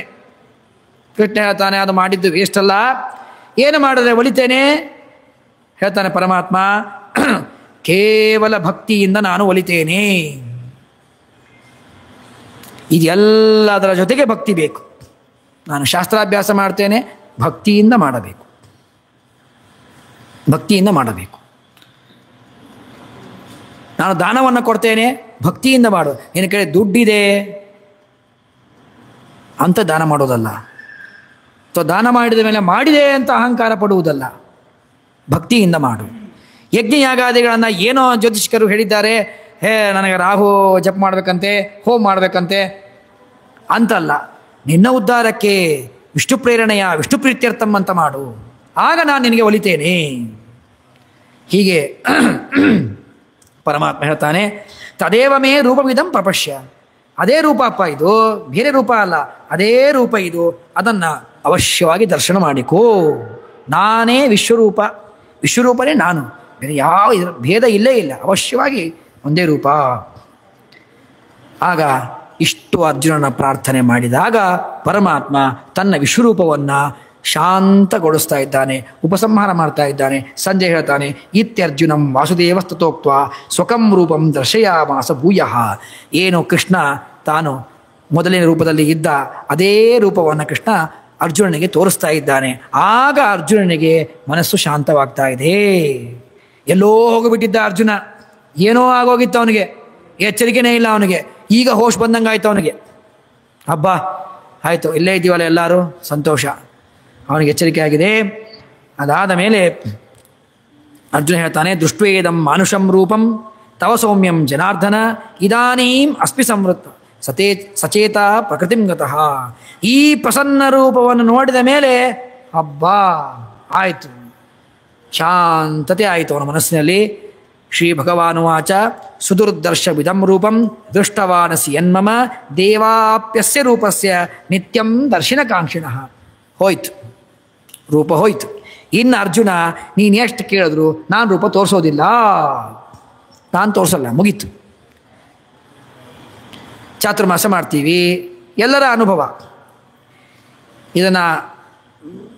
ಇದರ ತತ್ವವನ್ನು ತಿಳ್ಕೊಳ್ಳೋದ್ರಲ್ಲಿ ತಾತ್ಪರ್ಯ ಇದೆ. ಚಾತುರ್ಮಾಸ ಮಾಡ್ತೇವೆ, 50 ದಿವಸ 60 ದಿವಸ ಸ್ವಾಮಿಗಳು ನಮ್ಮಲ್ಲಿರ್ತಾರೆ. ಚಾತುರ್ಮಾಸ ಮಾಡ್ತಾ ಇದ್ದೀವಿ ಅಂತಂದರೆ ಶ್ರಮ ಇದೆಯಾ? ದುಡಿಬೇಕು, ದೈಹಿಕವಾದ ಶ್ರಮ ಇದೆ. ಎಷ್ಟು ಶ್ರಮ ಪಡ್ತಾನೆ ಅವನು, ಶ್ರಮ ಪೀಕಿಗೆ ಹೋದಾಗ ಸುಮ್ಮನೆ ಒಂದು ಮಾತು ಅನ್ಕೋತಾನೆ, ಇನ್ನೂ 20 ದಿವಸ ಇದೆಯಾ ಚಾತುರ್ಮಾಸ, ಇನ್ನೂ 20 ದಿವಸ ಬಡಿಸ್ಬೇಕಾ ಅಂತ ಅನ್ಕೋತಾನೆ ಮನಸ್ಸಲ್ಲಿ. ಒಂದು ಕ್ಷಣ ಬಂದು ಹೋಗುತ್ತೆ. ಮಾನುಷ ಬುದ್ಧಿ, ಶ್ರಮ ಆಗಿರುತ್ತೆ, ಬರುತ್ತೆ. ಸ್ವಾಮಿಗಳು ಹೋಗೋ ದಿವಸಕ್ಕೆ ಕಾಲಿಗೆ ಬೀಳ್ತಾನೆ, ಸ್ವಾಮಿ ಹೋಗಬೇಡ್ರಿ, ಎಲ್ಲಿ ಹೋಗ್ತೀರಿ, ನಾಳೆಯಿಂದ ನಾವು ಎಲ್ಲಿ ಪೂಜೆ ನೋಡಬೇಕು, ಯಾರ ಕಡೆ ತೀರ್ಥ ಹೋಗ್ಬೇಕು, ಯಾರ ಕಡೆ ಉಪದೇಶ ಹೋಗ್ಬೇಕು, ನಿಂತ್ಕೋತಾರ ಸ್ವಾಮಿಗಳು. ಹೋದ ಸಂಚಾರಕ್ಕೆ ಇದ್ದಾಗ ಅದರ ಉಪಯೋಗ ತೆಗೆದುಕೊಳ್ಳದೆ ಹೋದ ಮೇಲೆ ಪಶ್ಚಾತ್ತಾಪಟ್ಟರೆ ಏನು ಮಾಡಬೇಕು? ಕೃಷ್ಣ ಅಂದ, ಅರ್ಜುನ ವಿಶ್ವರೂಪ ತೋರಿಸ್ದೆ, ಹೆದರಿಕೆ ಆಯಿತು ಮುಚ್ಕೋ, ಹೆದರಿಕೆ ಆಯಿತು ಮುಚ್ಕೊಂಬಿಟ್ಟೆ, ಇನ್ನು ತೋರಿಸು, ಮುಗೀತು, ಕ್ಲೋಸ್. ವೆಂಕಟೇಶ್ ದೇವರಿಗೆ 2 ಬಾಗಿಲು ಮಾಡಿಸಿದ್ದಾರೆ ಇಲ್ಲಿ. ಆ ಬಟನ್ ಆನ್ ಮಾಡಿಬಿಟ್ರೆ 2 ಬಾಗಿಲು ಬಂದಾಗ್ಬಿಡುತ್ತೆ. ನಾನು ಓಡ್ಕೊಂಡು ಬಂದೆ, ಅಲ್ಲಿಂದ ಬಂದೆ, ಬಾಗಿಲು ಬಂದಾಯಿತು, ತೆಗಿರಿ, ಆಯ್ತು, ಬಂದಾಯ್ತು ಅಷ್ಟೇ. ಅದು ನಾಳೆ ಮತ್ತೆ ಬನ್ನಿ, ಇಲ್ಲ ಸಂಜೆ ಬನ್ನಿ. ಹಾಗೆ ಕೃಷ್ಣ ಹೇಳ್ತಾನೆ, ಇದೇನು ರೂಪ ನೋಡ್ದಲ್ಲಪ್ಪ, ದೇವತೆಗಳು ಹಪಾಪ್ತನ ಮಾಡ್ಕೊಂಡು ನೋಡುವಂಥ ರೂಪ ಇದು. ಬೇಕು ಬೇಕು ಬೇಕು ಬೇಕು ಅಂಥ ರೂಪ ನಾನು ನಿಂಗೆ ತೋರಿಸಿದ್ದು, ಇಂಥ ರೂಪ ಅಲ್ಲ. ಅದ್ಭುತವಾದ ರೂಪ ತೋರಿಸಿದ್ದೇನೆ.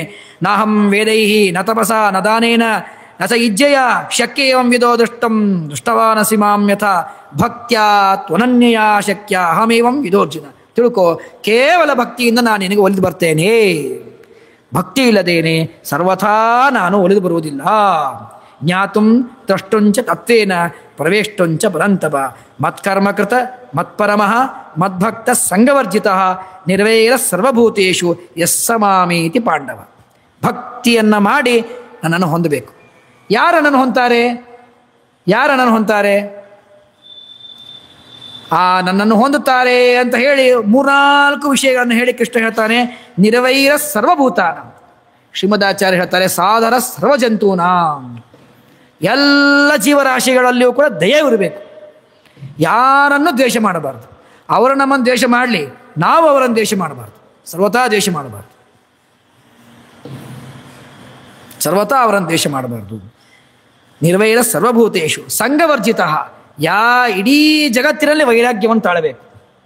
ಯಾವ ಹೆಂಡತಿ, ಮಕ್ಕಳು, ಮನೆ, ಮಠ, ನೌಕರಿ ಎಲ್ಲದರಲ್ಲೂ ವೈರಾಗ್ಯ ತಾಳಬೇಕು. ಎಷ್ಟು ಬೇಕೋ ಅಷ್ಟಕ್ಕೆ ಉಪಯೋಗಿಸಬೇಕು. ಅದರಲ್ಲೇ ನಾವು ಮುಳುಗಿರಬಾರ್ದು. ಮದ್ಭಕ್ತ, ನನ್ನ ಭಕ್ತನಾಗಿರಬೇಕು. ಮತ್ ಕರ್ಮಕೃತ, ಯಾವಾಗಲೂ ನನ್ನ ಸಲುವಾಗಿ ಕರ್ಮ ಮಾಡಬೇಕು. ಸರ್ವಮನ್ಯತ್ ತದರ್ಥಕಂ. ಎಲ್ಲ ಮಕ್ಕಳನ್ನು ಉಪಚಾರ ಮಾಡ್ತೇವೆ. ಮಕ್ಕಳಿಗೆ ಉಪಚಾರ ಯಾಕೆ ಮಾಡ್ತೇವೆ? ಆ ಮಕ್ಕಳ ಅಂತರ್ಯಾಮಿಯಾದ ಪರಮಾತ್ಮ ಗೋಪಾಲಕೃಷ್ಣ ಅವನು ಪ್ರೀತನಾಗಲಿ. ಮತ್ತೊಂದೇನೋ ಸೇವೆಯನ್ನು ಮಾಡ್ತೇವೆ, ಇದರಿಂದ ಭಗವಂತ ಪ್ರೀತನಾಗಲಿ, ಇದರಿಂದ ಭಗವಂತ ಪ್ರೀತನಾಗಲಿ. ಹೀಗೆ ಎಲ್ಲ ಕರ್ಮಗಳು ಭಗವಂತನ ಸಲುವಾಗಿ ಅಂತ ಮಾಡಬೇಕು. ಮತ್ ಪರಮಃ, ನನ್ನ ಸಲುವಾಗೇ ಎಲ್ಲ ಕರ್ಮಗಳನ್ನು ಮಾಡಬೇಕು, ಭಕ್ತಿಯಿಂದ ಮಾಡಬೇಕು. ಎಲ್ಲ ಜೀವರಾಶಿಗಳಲ್ಲಿ ಸಾದರ ಸರ್ವಜಂತೂನ, ಎಲ್ಲರಲ್ಲಿಯೂ ಕೂಡ ಪ್ರೀತಿಯಿಂದ ಇರಬೇಕು. ಅಂತಹ ವ್ಯಕ್ತಿಯು ಯಸ್ಸಮಾಮೇತಿ ಪಾಂಡವ, ಅವನು ಬಂದು ನನ್ನನ್ನು ಹೊಂದುತ್ತಾನೆ. ಅಂಥವನಿಗೆ ಮಾತ್ರ ನಾನು ಅಪರೋಕ್ಷ ಜ್ಞಾನಾದಿಗಳನ್ನು ಮೋಕ್ಷವನ್ನು ಕರುಣೆ ಮಾಡ್ತೇನೆ ಅಂತ ಹೀಗೆ ಕೃಷ್ಣ ಅರ್ಜುನನ ನಿಮಿತ್ತ ಮಾಡಿಕೊಂಡು ಇಡೀ ಜಗತ್ತಿಗೆ ತತ್ವಜ್ಞಾನವನ್ನು ಕೊಟ್ಟಿದ್ದಾನೆ. ಇದು ಶ್ರೀಮದ್ ಭಗವದ್ಗೀತಾಸು ಉಪನಿಷತ್ಸು ಬ್ರಹ್ಮವಿದ್ಯಾಯಾಮ್. ಪ್ರತಿ ಅಧ್ಯಾಯದ ಕಡೆಯಲ್ಲಿ ಇದನ್ನು ಉಪಸಂಹಾರ ಮಾಡ್ತಾರೆ. ಭಗವದ್ಗೀತಾ ಇದು ಉಪನಿಷತ್ತು. ಉಪನಿಷತ್ತು ಅಂದರೆ ಏನು? ವೇದಗಳ ಸಾರವನ್ನು ಹೇಳುವಂತಹದ್ದು ಉಪನಿಷತ್ತು. ಇದು ಎಲ್ಲಿ ವೇದ ಸಾರ ಹೇಳುತ್ತೆ? ಇದು ಮಹಾಭಾರತ. ಅದಕ್ಕೆ ಹೇಳ್ತಾರೆ ಹಾಗಲ್ಲ, ಇದಕ್ಕೆ ಶ್ರೀಮದಾಚಾರ್ಯರು ಮೊದಲಿಗೆ ಹೇಳಿಬಿಟ್ಟಿದ್ದಾರೆ. ಮಹಾಭಾರತ ಇದು ಪಂಚಮ ವೇದ. ಆ ಪಂಚಮ ವೇದವಾದ ಮಹಾಭಾರತದ ಸಾರ ಇದು ಗೀತೆ. ಹೀಗಾಗಿ ಆ ಮಹಾಭಾರತ ತಾನು ಮಹಾಭಾರತದ ಒಳಗೆ ಇರುವ ಈ ಗೀತೆ ಅದು ಉಪನಿಷತ್ತು ಅಂತ ಅನಿಸ್ಕೋತದೆ. ಬ್ರಹ್ಮವಿದ್ಯೆ ಪರಮಾತ್ಮನ ಜ್ಞಾನವನ್ನು ಮಾಡಿಸಿಕೊಡುವಂತಹ ವಿದ್ಯೆ. ಯೋಗ ಅಂದರೆ ಉಪಾಯ, ಅದಕ್ಕೆ ಉಪಾಯವಾದ ಈ ಶಾಸ್ತ್ರ. ಈ ಕೃಷ್ಣ ಮತ್ತು ಅರ್ಜುನರ ಸಂವಾದ ಏನಿದೆ ಇದು ಇಡೀ ಜಗತ್ತಿಗೆ ಮಾಡಿದ ಸಂವಾದ. ಅದರ ಉಪದೇಶ ನಿಮಿತ್ತ ಮಾತ್ರ ಅರ್ಜುನ ನಿಮಿತ್ತ ಮಾಡಿಕೊಂಡು ಇಡೀ ಜಗತ್ತಿಗೆ ತತ್ವಜ್ಞಾನವನ್ನು ಕೊಟ್ಟಿದ್ದಾರೆ. ಅದರಲ್ಲಿ ಈ 11ನೇ ಅಧ್ಯಾಯ ಅದ್ಭುತವಾದ ವಿಶ್ವರೂಪ ದರ್ಶನ ಎಂಬ ಅಧ್ಯಾಯ. ಈ ಅಧ್ಯಾಯವನ್ನು ಕೃಷ್ಣ ಅರ್ಜುನನಿಗೆ ಉಪದೇಶವನ್ನು ಮಾಡಿ ಮುಗಿಸಿದ್ದಾನೆ. ಇಲ್ಲಿ ಹೇಳಿದ ಪ್ರಕಾರ ಭಗವಂತನಲ್ಲಿ ವಿಷಯಗಳಲ್ಲಿ ವೈರಾಗ್ಯವನ್ನು ತಾಳಿ ಅಖಂಡ ಶ್ರವಣಾದಿಗಳನ್ನು ಮಾಡಿ ಭಗವಂತನಲ್ಲಿ ಭಕ್ತಿಯನ್ನು ಮಾಡಿ ಆಗ ಭಗವಂತನ ಅಪರೋಕ್ಷ ಜ್ಞಾನವನ್ನು ಮಾಡಿಕೊಳ್ಳಲಿಕ್ಕೆ ಸಾಧ್ಯವಾಗ್ತದೆ. ಹೀಗೆ ನಮ್ಮ ಯೋಗ್ಯತೆಗೆ ತಕ್ಕ ಹಾಗೆ ಅಖಂಡ ಶ್ರವಣಾದಿಗಳನ್ನು ಮಾಡಬೇಕು ಅನ್ನುವುದರಲ್ಲೇನೇ ಪ್ರಧಾನ ತಾತ್ಪರ್ಯ. ಅದೇ ಮೊದಲನೇ ಮೆಟ್ಟಲು. ಆ ಶ್ರವಣಾದಿಗಳು ದೇವರು ಗುರುಗಳು ನಮಗೆ ನಿಮಗೆ ಎಲ್ಲರಿಗೂ ಕೂಡ ಅಖಂಡವಾಗಿ ಶ್ರವಣವಾಗುವಂತೆ ಮಾಡಿ ನಮ್ಮನ್ನು ಅನುಗ್ರಹ ಮಾಡಲಿ ಅಂತ ಪ್ರಾರ್ಥನೆ ಮಾಡ್ತಾ ಇದ್ದೇವೆ.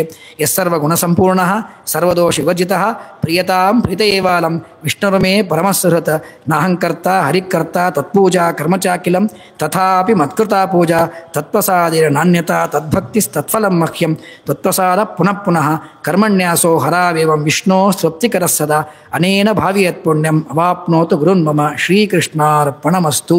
ಈ 3 ದಿನಗಳ ಕಾಲದಲ್ಲಿ ಆಗಿರ್ತಕ್ಕಂತಹ ಏನು ಪ್ರವಚನ ಇದೆ ಇದರಲ್ಲಿ ಏನೋ ಒಂದು 4 ಮಾತುಗಳನ್ನು ಹೇಳಿದ್ದೇವೆ. ಅವೆಲ್ಲವೂ ಕೂಡ ನಮ್ಮ ಸ್ವರೂಪೋದ್ಧಾರಕ ಗುರುಗಳಾಗಿರ್ತಕ್ಕಂತಹ ಮಾಹುಲಿ ಆಚಾರ್ಯರ ಪರಮಾನುಗ್ರಹ. ಏನು ತಪ್ಪನ್ನು ಹೇಳ್ತೀವಿ ಬೇಕಾದಷ್ಟು ಆಗಿರುತ್ತೆ, ಅವನ್ನೆಲ್ಲವನ್ನು ಕೂಡ ಬದಿಗೆ ಸರಿಸಿ ಏನು 4 ಮಾತುಗಳಿದೆ ಅವುಗಳನ್ನು ಸ್ವೀಕಾರ ಮಾಡಬೇಕು ಅಂತ ಹೇಳ್ತಾ 4 ಮಾತುಗಳನ್ನು ಮುಗಿಸ್ತಾ ಇದ್ದೇನೆ. ಈ ಅವಕಾಶವನ್ನು ಕೊಟ್ಟಿರ್ತಕ್ಕಂತಹ ಈ ಪುಣೆಯ ವಿಶ್ವಮಧ್ವ ಮಹಾಪರಿಷತ್ ಅವರಿಗೂ ಮತ್ತು ದಾಮೋದರಾಚಾರ್ಯರಿಗೂ ಕೂಡ ವಿಶೇಷವಾಗಿ ಈ ಏನು ಕರ್ಮವಾಗಿದೆ ಈ ಕರ್ಮದಿಂದ ನೀವೆಲ್ಲರೂ ಕೂಡ ಅವರಿಗೆ ವಹಿಸಿಕೊಟ್ಟಿದ್ದೀರಿ. ಅವರು ಅದನ್ನು ಅನೇಕ ವಿದ್ವಾಂಸರಿಗೆ ಅವಕಾಶವನ್ನು ಕೊಟ್ಟು ಎರಡೂ ತರಹ ಬೇರೆ ಬೇರೆ ದೂರದ ವಿದ್ವಾಂಸರಿಗೆ ಕರೆಸಿ ಅವರಿಗೆ ಅವಕಾಶ ಕೊಡೋದು ಅದು ವಿದ್ವಾಂಸರಿಗೂ ಲಾಭದಾಯಕ. ಅವರಿಂದ ನಿಮಗೆ ಉಪದೇಶವನ್ನು ಮಾಡಿಸಿ ನಿಮಗೂ ಲಾಭದಾಯಕ. ಹೀಗೆ ನಮಗೂ ನಿಮಗೂ ಮಧ್ಯದಲ್ಲಿ ದಾಮೋದರಾಚಾರ್ಯ ವಿಶೇಷವಾಗಿ ಈ ಕಾರ್ಯವನ್ನು ಮಾಡ್ತಾ ಇದ್ದಾರೆ. ದೇವರು ಗುರುಗಳು ಅವರಿಂದ ನಮ್ಮಿಂದ ಈ ವಿಶೇಷವಾದ ಕಾರ್ಯಕ್ರಮವನ್ನು ಇನ್ನೂ ಹೆಚ್ಚು ಮಾಡಿಸಲಿ ಅಂತ ಪ್ರಾರ್ಥನೆ ಮಾಡ್ತಾ ಶ್ರೀಕೃಷ್ಣಾರ್ಪಣಮಸ್ತು.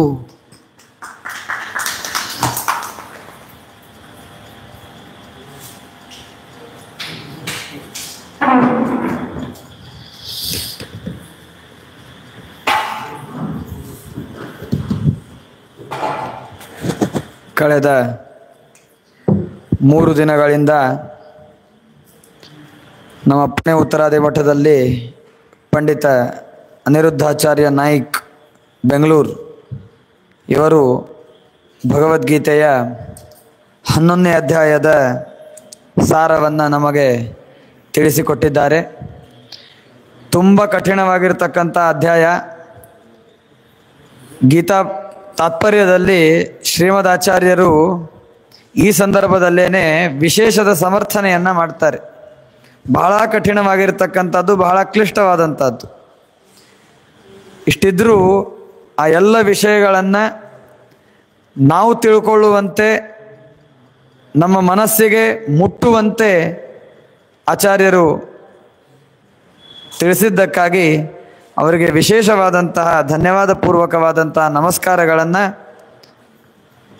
ಸಮರ್ಪಣೆ ಮಾಡೋಣ. ಬಹಳ ಸುಂದರವಾಗಿ ಹೇಳಿದರು. ವಿಶ್ವರೂಪ ಅಂತಂದರೆ ನಮ್ಮೆಲ್ಲರಿಗೂ ಒಂದೇ ಒಂದು ಕಾನ್ಸೆಪ್ಟ್ ಇರುತ್ತೆ. ಒಂದು ಎರಡು ಕಾಲು, ಒಂದು ಹೊಟ್ಟೆ, ಮುಖ ಮಾತ್ರ ಭಾಳಷ್ಟಿವೆ. ಭಾಳ ಅಂತಂದರೆ ಸ್ವಲ್ಪ ಹೆಚ್ಚು ಶ್ರವಣ ಮಾಡಿದರೆ ಅನಂತ ಮುಖಗಳು ಅಂತ ಇಷ್ಟು ತಿಳ್ಕೊಂಡಿರ್ತೇವೆ. ಆ ವಿಧವಾಗಿ ಇಲ್ಲ ವಿಶ್ವರೂಪ ಅಂತನ್ನೋದು ಇದನ್ನೆಲ್ಲವನ್ನು ಮೀರಿರ್ತಕ್ಕಂಥದ್ದು ಅಂತನ್ನೋದಾಗಿ ಬಹಳ ಸುಂದರವಾಗಿ ತಿಳಿಸಿಕೊಟ್ಟಿದ್ದಾರೆ. ಮೊದಲನೇ ದಿನವೇ ಅವರು ಹೇಳಿದರು, ಭೀಷ್ಮಕ ರಾಜನಿಗೆ ತೋರಿಸಿರ್ತಕ್ಕಂಥ ವಿಶ್ವರೂಪ ಒಂಥರದ್ದು, ಅರ್ಜುನನಿಗೆ ತೋರಿಸಿರ್ತಕ್ಕಂತಹ ವಿಶ್ವರೂಪ ಇದು ಬಹಳ ಅದ್ಭುತವಾದದ್ದು ಅಂತನ್ನೋದಾಗಿ ತಿಳಿಸಿದ್ದಾರೆ. ಅದರಿಂದಾಗಿ ಆ ಆಚಾರ್ಯರಿಗೆ ವಿಶೇಷವಾದಂತಹ ಧನ್ಯವಾದಗಳನ್ನು ನಾವು ಶ್ರೀಮದ್ ಉತ್ತರಾದಿ ಮಠ ಪುಣೆ, ವಿಶ್ವವಿದ್ವ ಮಹಾಪರಿಷತ್ ಪಿಂಪ್ರಿ ಚಿಂಚವಾಡ್ ಇವರೆಲ್ಲರ ವತಿಯಿಂದ ಹಾಗೂ ವೈಯಕ್ತಿಕವಾಗಿಯೂ ಹೇಳೋಣ. ಆಚಾರ್ಯರ ಬಗ್ಗೆ ಹೇಳಬೇಕು ಅಂತಂದರೆ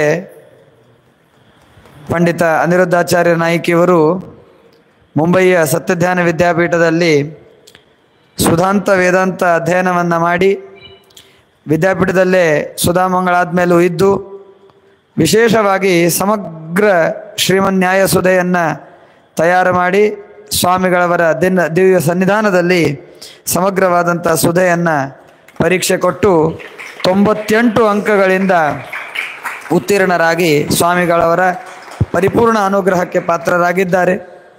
ಅನೇಕ ವಿದ್ಯಾರ್ಥಿಗಳಿಗೆ ಸುಧಾ ಚಿಂತನವನ್ನು ಮಾಡಿಸ್ತಾರೆ. ಅನೇಕ ಗೃಹಸ್ಥರಿಗೆ ಉದ್ಗ್ರಂಥಗಳನ್ನು ಪಾಠ ಮಾಡ್ತಾರೆ. ಬೆಂಗಳೂರಿನಲ್ಲಿ ಇದ್ದು ಈ ಕಾರ್ಯವನ್ನು ಅವರು ಮಾಡ್ತಾ ಇದ್ದಾರೆ. ಆಚಾರ್ಯರು ಇಲ್ಲಿ ಪುಣೆಗೆ ಬಂದು ನಮಗೆ ವಿಶೇಷವಾದಂತಹ ಈ ತತ್ವಗಳನ್ನು, ಉಪನ್ಯಾಸಗಳನ್ನು ತಿಳಿಸಿದ್ದಕ್ಕಾಗಿ ಮತ್ತೊಮ್ಮೆ ಅವರಿಗೆ ಧನ್ಯವಾದಗಳನ್ನು ಹೇಳ್ತೇನೆ. ವಿಶ್ವವಿದ್ವ ಮಹಾಪರಿಷತ್ತಿನ ಅಧಿಕಾರಿಗಳಾಗಿರ್ತಕ್ಕಂತಹ ಶ್ರೀಯುತ ಪೂಜಾರವರು ಅನಿರುದ್ಧಾಚಾರ್ಯರನ್ನು ಮಾತಾಡಬೇಕು, ಅವ್ರ ಕುರಿತಾಗಿ ಮಾತಾಡಬೇಕು ಅಂತ ಕೇಳ್ಕೊತೇನೆ.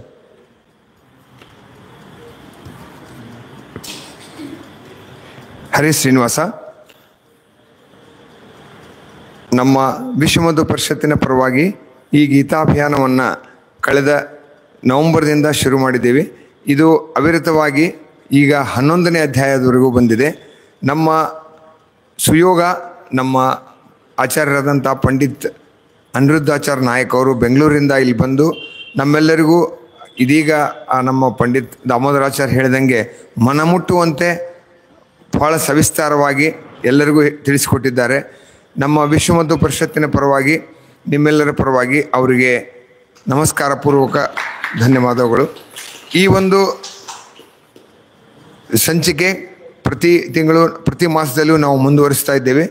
ನೀವೆಲ್ಲರೂ ಬಂದು ಈ ಕಾರ್ಯಕ್ರಮಕ್ಕೆ ಒಂದು ಶೋಭೆಯನ್ನು ತಂದು ಮತ್ತು ಜ್ಞಾನವನ್ನು ವೃದ್ಧಿ ಮಾಡಿಕೊಂಡಿದ್ದಕ್ಕಾಗಿ ನಿಮ್ಮೆಲ್ಲರಿಗೂ ಕೂಡ ತುಂಬ ಹೃದಯದ ಅನಂತ ಧನ್ಯವಾದಗಳು.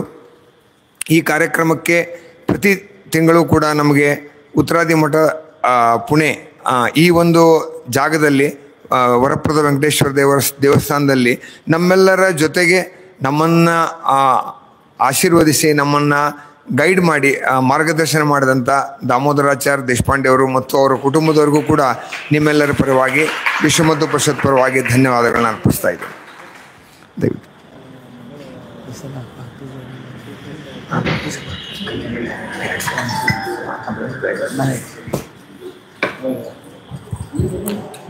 ವಿಶ್ವಮಧು ಮಹಾಪರಿಷತ್ತಿನ ಅನೇಕ ಸದಸ್ಯರು ಕೂಡಿ ಈ ಕಾರ್ಯಕ್ರಮವನ್ನು ಬಹಳ ಯಶಸ್ವಿಯಾದಂತಹ ರೀತಿಯಲ್ಲಿ ಮಾಡ್ತಾ ಇದ್ದಾರೆ.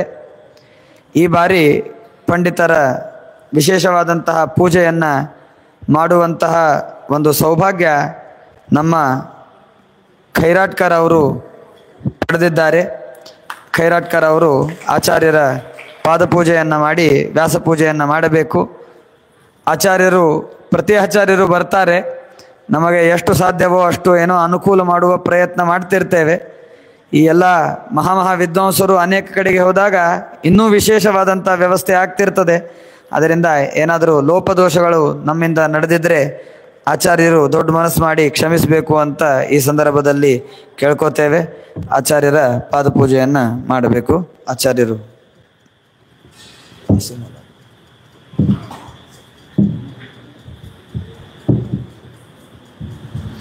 ಅಸ್ಮಂದ್ರ ಅಕ್ಷತಾ ಹಾಕಿರ್ತಲ್ಲಿ ನಮಸ್ಕಾರಾಯ ಸಹಸ್ರಪಾದಕ್ಷರೋರ್ವಾಹವೇ ಸಹಸ್ರನಾಮ್ನೇ ಪುರುಷಾಯ ಶಾಶ್ವತೆ ಸಹಸ್ರಕೋಟಿ ಯುಗಧಾರಿಣೇ ನಮಃ. ನಮೋ ಬ್ರಹ್ಮಣ್ಯ ದೇವಾಯ ಗೋ ಬ್ರಾಹ್ಮಣ ಹಿತಾಯ ಸ ಜಗದ್ಧಿತಾಯ ಕೃಷ್ಣಾಯ ಗೋವಿಂದಾಯ ನಮೋ ನಮಃ. ಅಸ್ಮಿನ್ ರಾಷ್ಟ್ರೇ ಸೇವಾವೇಶಾಂ ನತೋ ದೇವಿ ಪ್ರತಿಪಶ್ಯಾಮ್ಯಥ ದಕ್ಷಿಣಂ ಪಾದಮೋ ನೇರ್ಯ ಅಸ್ಮಿನ್ ರಾಷ್ಟ್ರೇ ಇಂದ್ರಿಯಂ ದದಾಮಿ ಸವ್ಯಂ ಪಾದಮೋ ನೇರ್ಯ ಅಸ್ಮಿನ್ ರಾಷ್ಟ್ರೇ ಇಂದ್ರಿಯಂ ಮುದ್ರಯಾಮಿ ಅಭಯಸ್ಯಾವರುದ್ಧೈ ಆಪತ್ಪಾದಾವನೇ ಜನಿಹಿ ದಿಶಂತಂ ನಿರ್ಧನಂತು ಮೇ.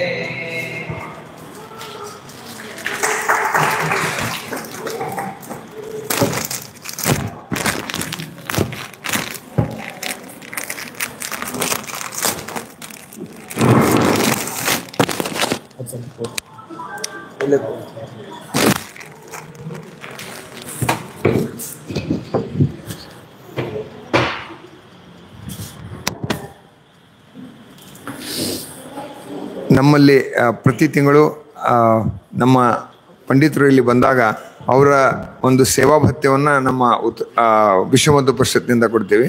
ಈ ಸರಿ ನಮ್ಮ ಅರವಿಂದ್ ಅವರು ದಯವಿಟ್ಟು ಈ ಸೇವೆಯನ್ನು ಮಾಡಬೇಕಂತ ಕೇಳಿ.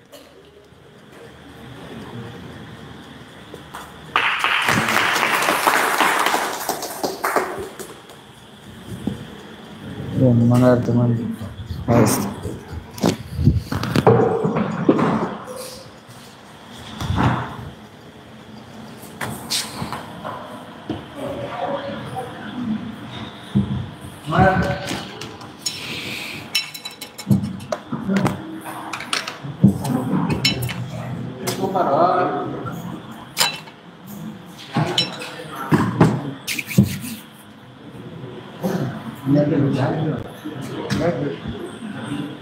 ಸದ್ಭಕ್ತರಲ್ಲಿ ಒಂದು ಪ್ರಾರ್ಥನೆ.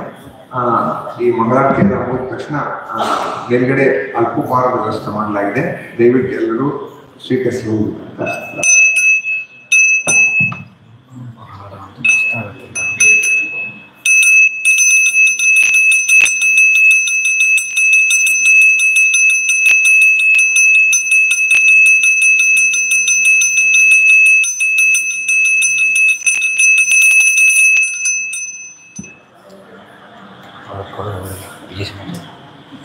अच्छा ಪ್ರೋತ್ಸಾಹ ಆಯಿತು.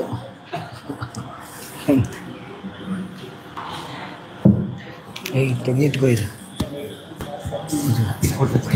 ಹೌದು ಬುದ್ಧರು ಬುದ್ಧರು ಅದನ್ನು ಹಾಕೊಂಡವ್ರು ನಿಮಗೆ ಬರ್ತದೆ. ದಾಮೋದರ ಹಚ್ಚ ಅದನ್ನು